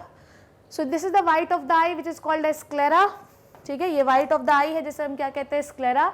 उसके ऊपर sclera will continue as a transparent part over the iris, this is called as cornea, ठीक है। ये अगर आप देखें तो ये आ रही choroid, the red one layer is choroid. Choroid का जो है आप देखो यहाँ पर थोड़ा सा एक्सटेंशन हो गया, this is called as ciliary body. Ciliary body से का एक एक्सटेंशन हुआ जिसे कहते हैं आइरिस। आइरिस के बीच की जगह है प्यूपिल, और इस सिलियरी बॉडी से पतले पतले धागे निकल रहे हैं जिससे लेंस फंसा हुआ है। उसके बाद अंदर वाली लेयर जो होती है उसमें हम लोगों ने पढ़ी 3 टाइप की लेयर, एक होती है न्यूरल लेयर, एक होती है पिगमेंटेड लेयर। खैर जो मैंने पढ़ा है वही आपको पढ़ना है। पिगमेंटेड लेयर वही होती है जिसमें रॉड्स एंड कोन्स पाए जाते हैं, ठीक है। ये हो गया, इसमें कोई कंफ्यूजन तो नहीं, स्ट्रक्चर क्लियर हो गया मेरे बच्चों को, ठीक है। ओके, नाउ देखें तो अगर आप देखें लेंस के पहले को हम कहते हैं एंटीरियर चैम्बर। एंटीरियर चैम्बर मतलब एक्वेस ह्यूमर भरा होता है। कौन बनाता है एक्वेस ह्यूमर को? ये बनाती है ciliary body, because they are secretory nature. Lens के बाद को हम क्या कहते हैं, विट्रस ह्यूमर, VH लिख दिया मैंने, ठीक है। 3 लेयर्स होती हैं आंख में, ठीक है। एक होती है अंदर which is called as retina, nervous tunic, choroid which is vascular tunic, and sclera which is the fibrous tunic, ठीक है। डन हो गई। स्क्लेरा जो होती है बाहर वाली वो कंटिन्यू होती है over the iris in the transparent manner called as cornea. Done हो गई। कॉर्निया देखते हैं, it is the outer visible part. Look at this, इस आंख को ध्यान से देखो, एक ट्रांसपेरेंट पार्ट ऊपर से दिख रहा है ना, दिस इज द कॉर्निया मेरे बच्चों। सो ये आउटर विजिबल पार्ट होता है। कॉर्नियल ट्रांसप्लांटेशन जो है ये मैंने बताया कि it is the most successful transplantation because there is no blood vessels in the cornea. और जब भी हम ट्रांसप्लांटेशन कराते हैं तो जब हम किसी दूसरे को जिसका ब्लड ग्रुप दूसरा है, जब उसे ब्लड ग्रुप नहीं दे सकते तो तुम मतलब किसी ऑर्गन को ट्रांसप्लांट करा लेना इज़ वेरी डिफिकल्ट पार्ट बच्चों। तो जहाँ पर ब्लड वेसल नहीं है उसको ट्रांसप्लांट कर पाना इज मोस्ट ईजी टास्क, ठीक है। It is the interior portion of this layer is called as cornea, ठीक है। इंटीरियर पोर्शन है स्क्लेरा का। आइए, स्क्लेरा क्या होता है? This is the white of the eye, look at this, this is the white of the eye, white colour होता है। ये इनर पोर्शन है आई बॉल का। External layer composed of dense connective tissue called as sclera, dense fibrous connective tissue की बनी होती है, ठीक है। Now vascular tunic, middle layer होती है, बहुत वेस्कुलराइज्ड होती है, मेलानिन पिगमेंट इसमें पाया जाता है, ठीक है। ये लेयर्स आपको दिख रही हैं। ये बहुत ही बढ़िया डायग्राम है। देखो यहाँ पे जो मैंने डायग्राम आपको बनाया ना वही देखो इसमें बना हुआ है। देखो यहाँ पर देखो आईलिड बनी हुई है, आईलिड के ऊपर लैशेस लगे हुए हैं, ठीक है। उसके बाद ये आइरिस हो गया, आइरिस के बीच में प्यूपिल हो गया, ये लेंस हो गया, ये सस्पेंसरी लिगामेंट हो गए, ठीक है। फिर ये ब्लू वाली लेयर इज कोरोइड हो गई, अंदर वाली लेयर इज रेटिना हो गई, रेटिना से multipolar neuron as a form of optic nerve बाहर जा रही। यही डायग्राम मैंने भी बनाया था।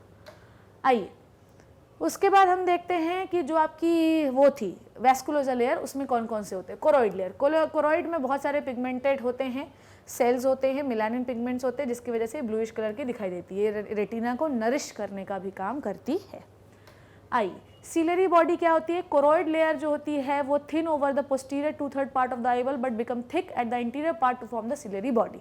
कोरोइड पीछे से पतली होती है पर आगे से वो क्या हो जाती है, थोड़ी सी मोटी हो जाती है, ठीक है, और मोटी होकर इसे हम क्या कहते हैं, ciliary body. This is the ciliary body बच्चों, this is the ciliary body. देखो नीचे वही बनाया सीलरी बॉडी, डन हो गया। सीलरी बॉडी से सस्पेंसरी लिगामेंट निकलते हैं और ये एक्वस ह्यूमर बनाने का भी काम करती है, बताया मैंने आपको। आइरिस, सीलरी बॉडीज जो होती है, body iris itself continue forward to form a pigmented and opaque structure called as iris, ठीक है। सीलरी बॉडी का थोड़ा और बाहर की ओर एक्सटेंशन होता है और ओपेक स्ट्रक्चर बनाते हैं जिसे हम कहते हैं आइरिस, ठीक है। Iris is the coloured portion of the eye और इसमें मेलानिन होते हैं, अलग अलग कॉम्बिनेशंस ऑफ कलर जो है आइरिस का ही कलर होता है। देयर इज प्रेजेंट अपर्चर, दो आइरिस ऊपर और नीचे होता है। जो आपका सीलरी बॉडी होता है उसका आगे की ओर थोड़ा एक्सटेंशन होता है which is called as iris. Iris के बीच में एक छेद होता है which is called as pupil, ठीक है। लाइट रेज जो होती है वो हमेशा प्यूपिल से ही एंटर करती है, तो आइरिस जो होता है वो प्यूपिल का साइज मेंटेन करने का काम करता है, ठीक है। आ गई बात इतनी समझ में। Now last part is the retina, ठीक है।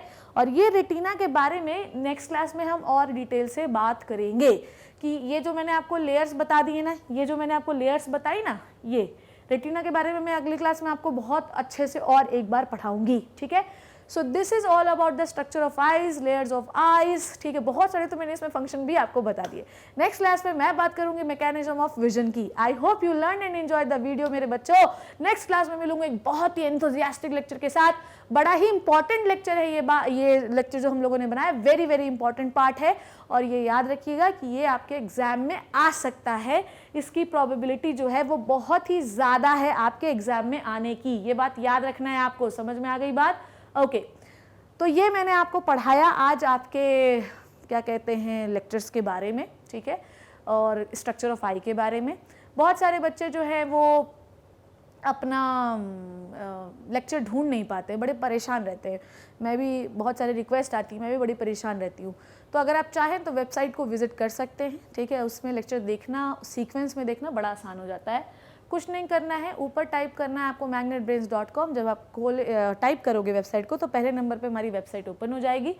जैसे ही आप ओपन करोगे वेबसाइट, ठीक है, वैसे ही आपको क्लासेस के ऑप्शन आएंगे। If you want to see the lectures of 11th biology you can click the class 11। जैसे ही क्लास 11 क्लिक करोगे तो डिफरेंट टीचर्स जिन्होंने अलग अलग सब्जेक्ट 11 के पढ़ाए वो खुल जाएंगे। अगर आप मेरा लेक्चर देखना चाहते हो तो यू हैव टू क्लिक, ठीक है। वॉच नाउ पे मत करना, पहले मेरे फोटो पे क्लिक करना, क्योंकि वॉच नाउ पे कर दोगे तो फर्स्ट लेक्चर से खुल जाएगा, ठीक है। मेरे फोटो पे क्लिक करोगे तो आपको सारे चैप्टर्स की लिस्ट आ जाएगी, कौन से कितने मिनट का है। सपोज दैट कि अगर आपको देखना है मिनरल न्यूट्रिशन, तो मिनरल न्यूट्रिशन का आप लेक्चर लगाओ, मेरा लेक्चर शुरू हो जाएगा। अगर आप चाहते हो कि इसके बाद नेक्स्ट कौन सा वीडियो है तो नेक्स्ट वीडियो पे क्लिक करोगे तो इस तरीके से वीडियोस आते जाएंगे। मैंने अभी आपको रेटिना, एक्वस चैम्बर और विट्रस चैम्बर का पोजीशन बता दिया, उसकी लेयर्स बता दी हैं, पर अभी मुझे इसमें कुछ और भी चीज़ें डिस्कस करनी हैं तो वो मैं स्ट्रक्चर में नहीं बताऊंगी। स्ट्रक्चर आपको समझ में आ गया ना। आज की जो क्लास थी वो कोर स्ट्रक्चर पे बेस्ड थी, ठीक है। मैं इवन बहुत सारे फंक्शंस भी मैंने आपको नहीं बताए हैं, मैंने सिर्फ और सिर्फ स्ट्रक्चर बताया क्योंकि आज की क्लास जो है वो सिर्फ स्ट्रक्चर की थी। नेक्स्ट क्लास में जब मैं आपको मैकेनिज्म ऑफ विजन बताऊंगी तो उसमें कुछ स्ट्रक्चर के फंक्शंस भी बताऊंगी। आई होप कि जो कहानी मैंने आज आपको समझाई वो आपको अच्छे से समझ में आई, और अगर ना समझ में आए please let me know, I will answer you everything. So this is it. जब तक मैं नहीं मिलती नेक्स्ट क्लास में, आप इस क्लास को रट के घोट के अच्छे से पी लेना, नेक्स्ट क्लास में अच्छे से समझ में आएगा। See you in the next class. तब तक घर पे रहिए, सेफ रहिए, अपना ध्यान रखिए। Thank you so much and bye bye.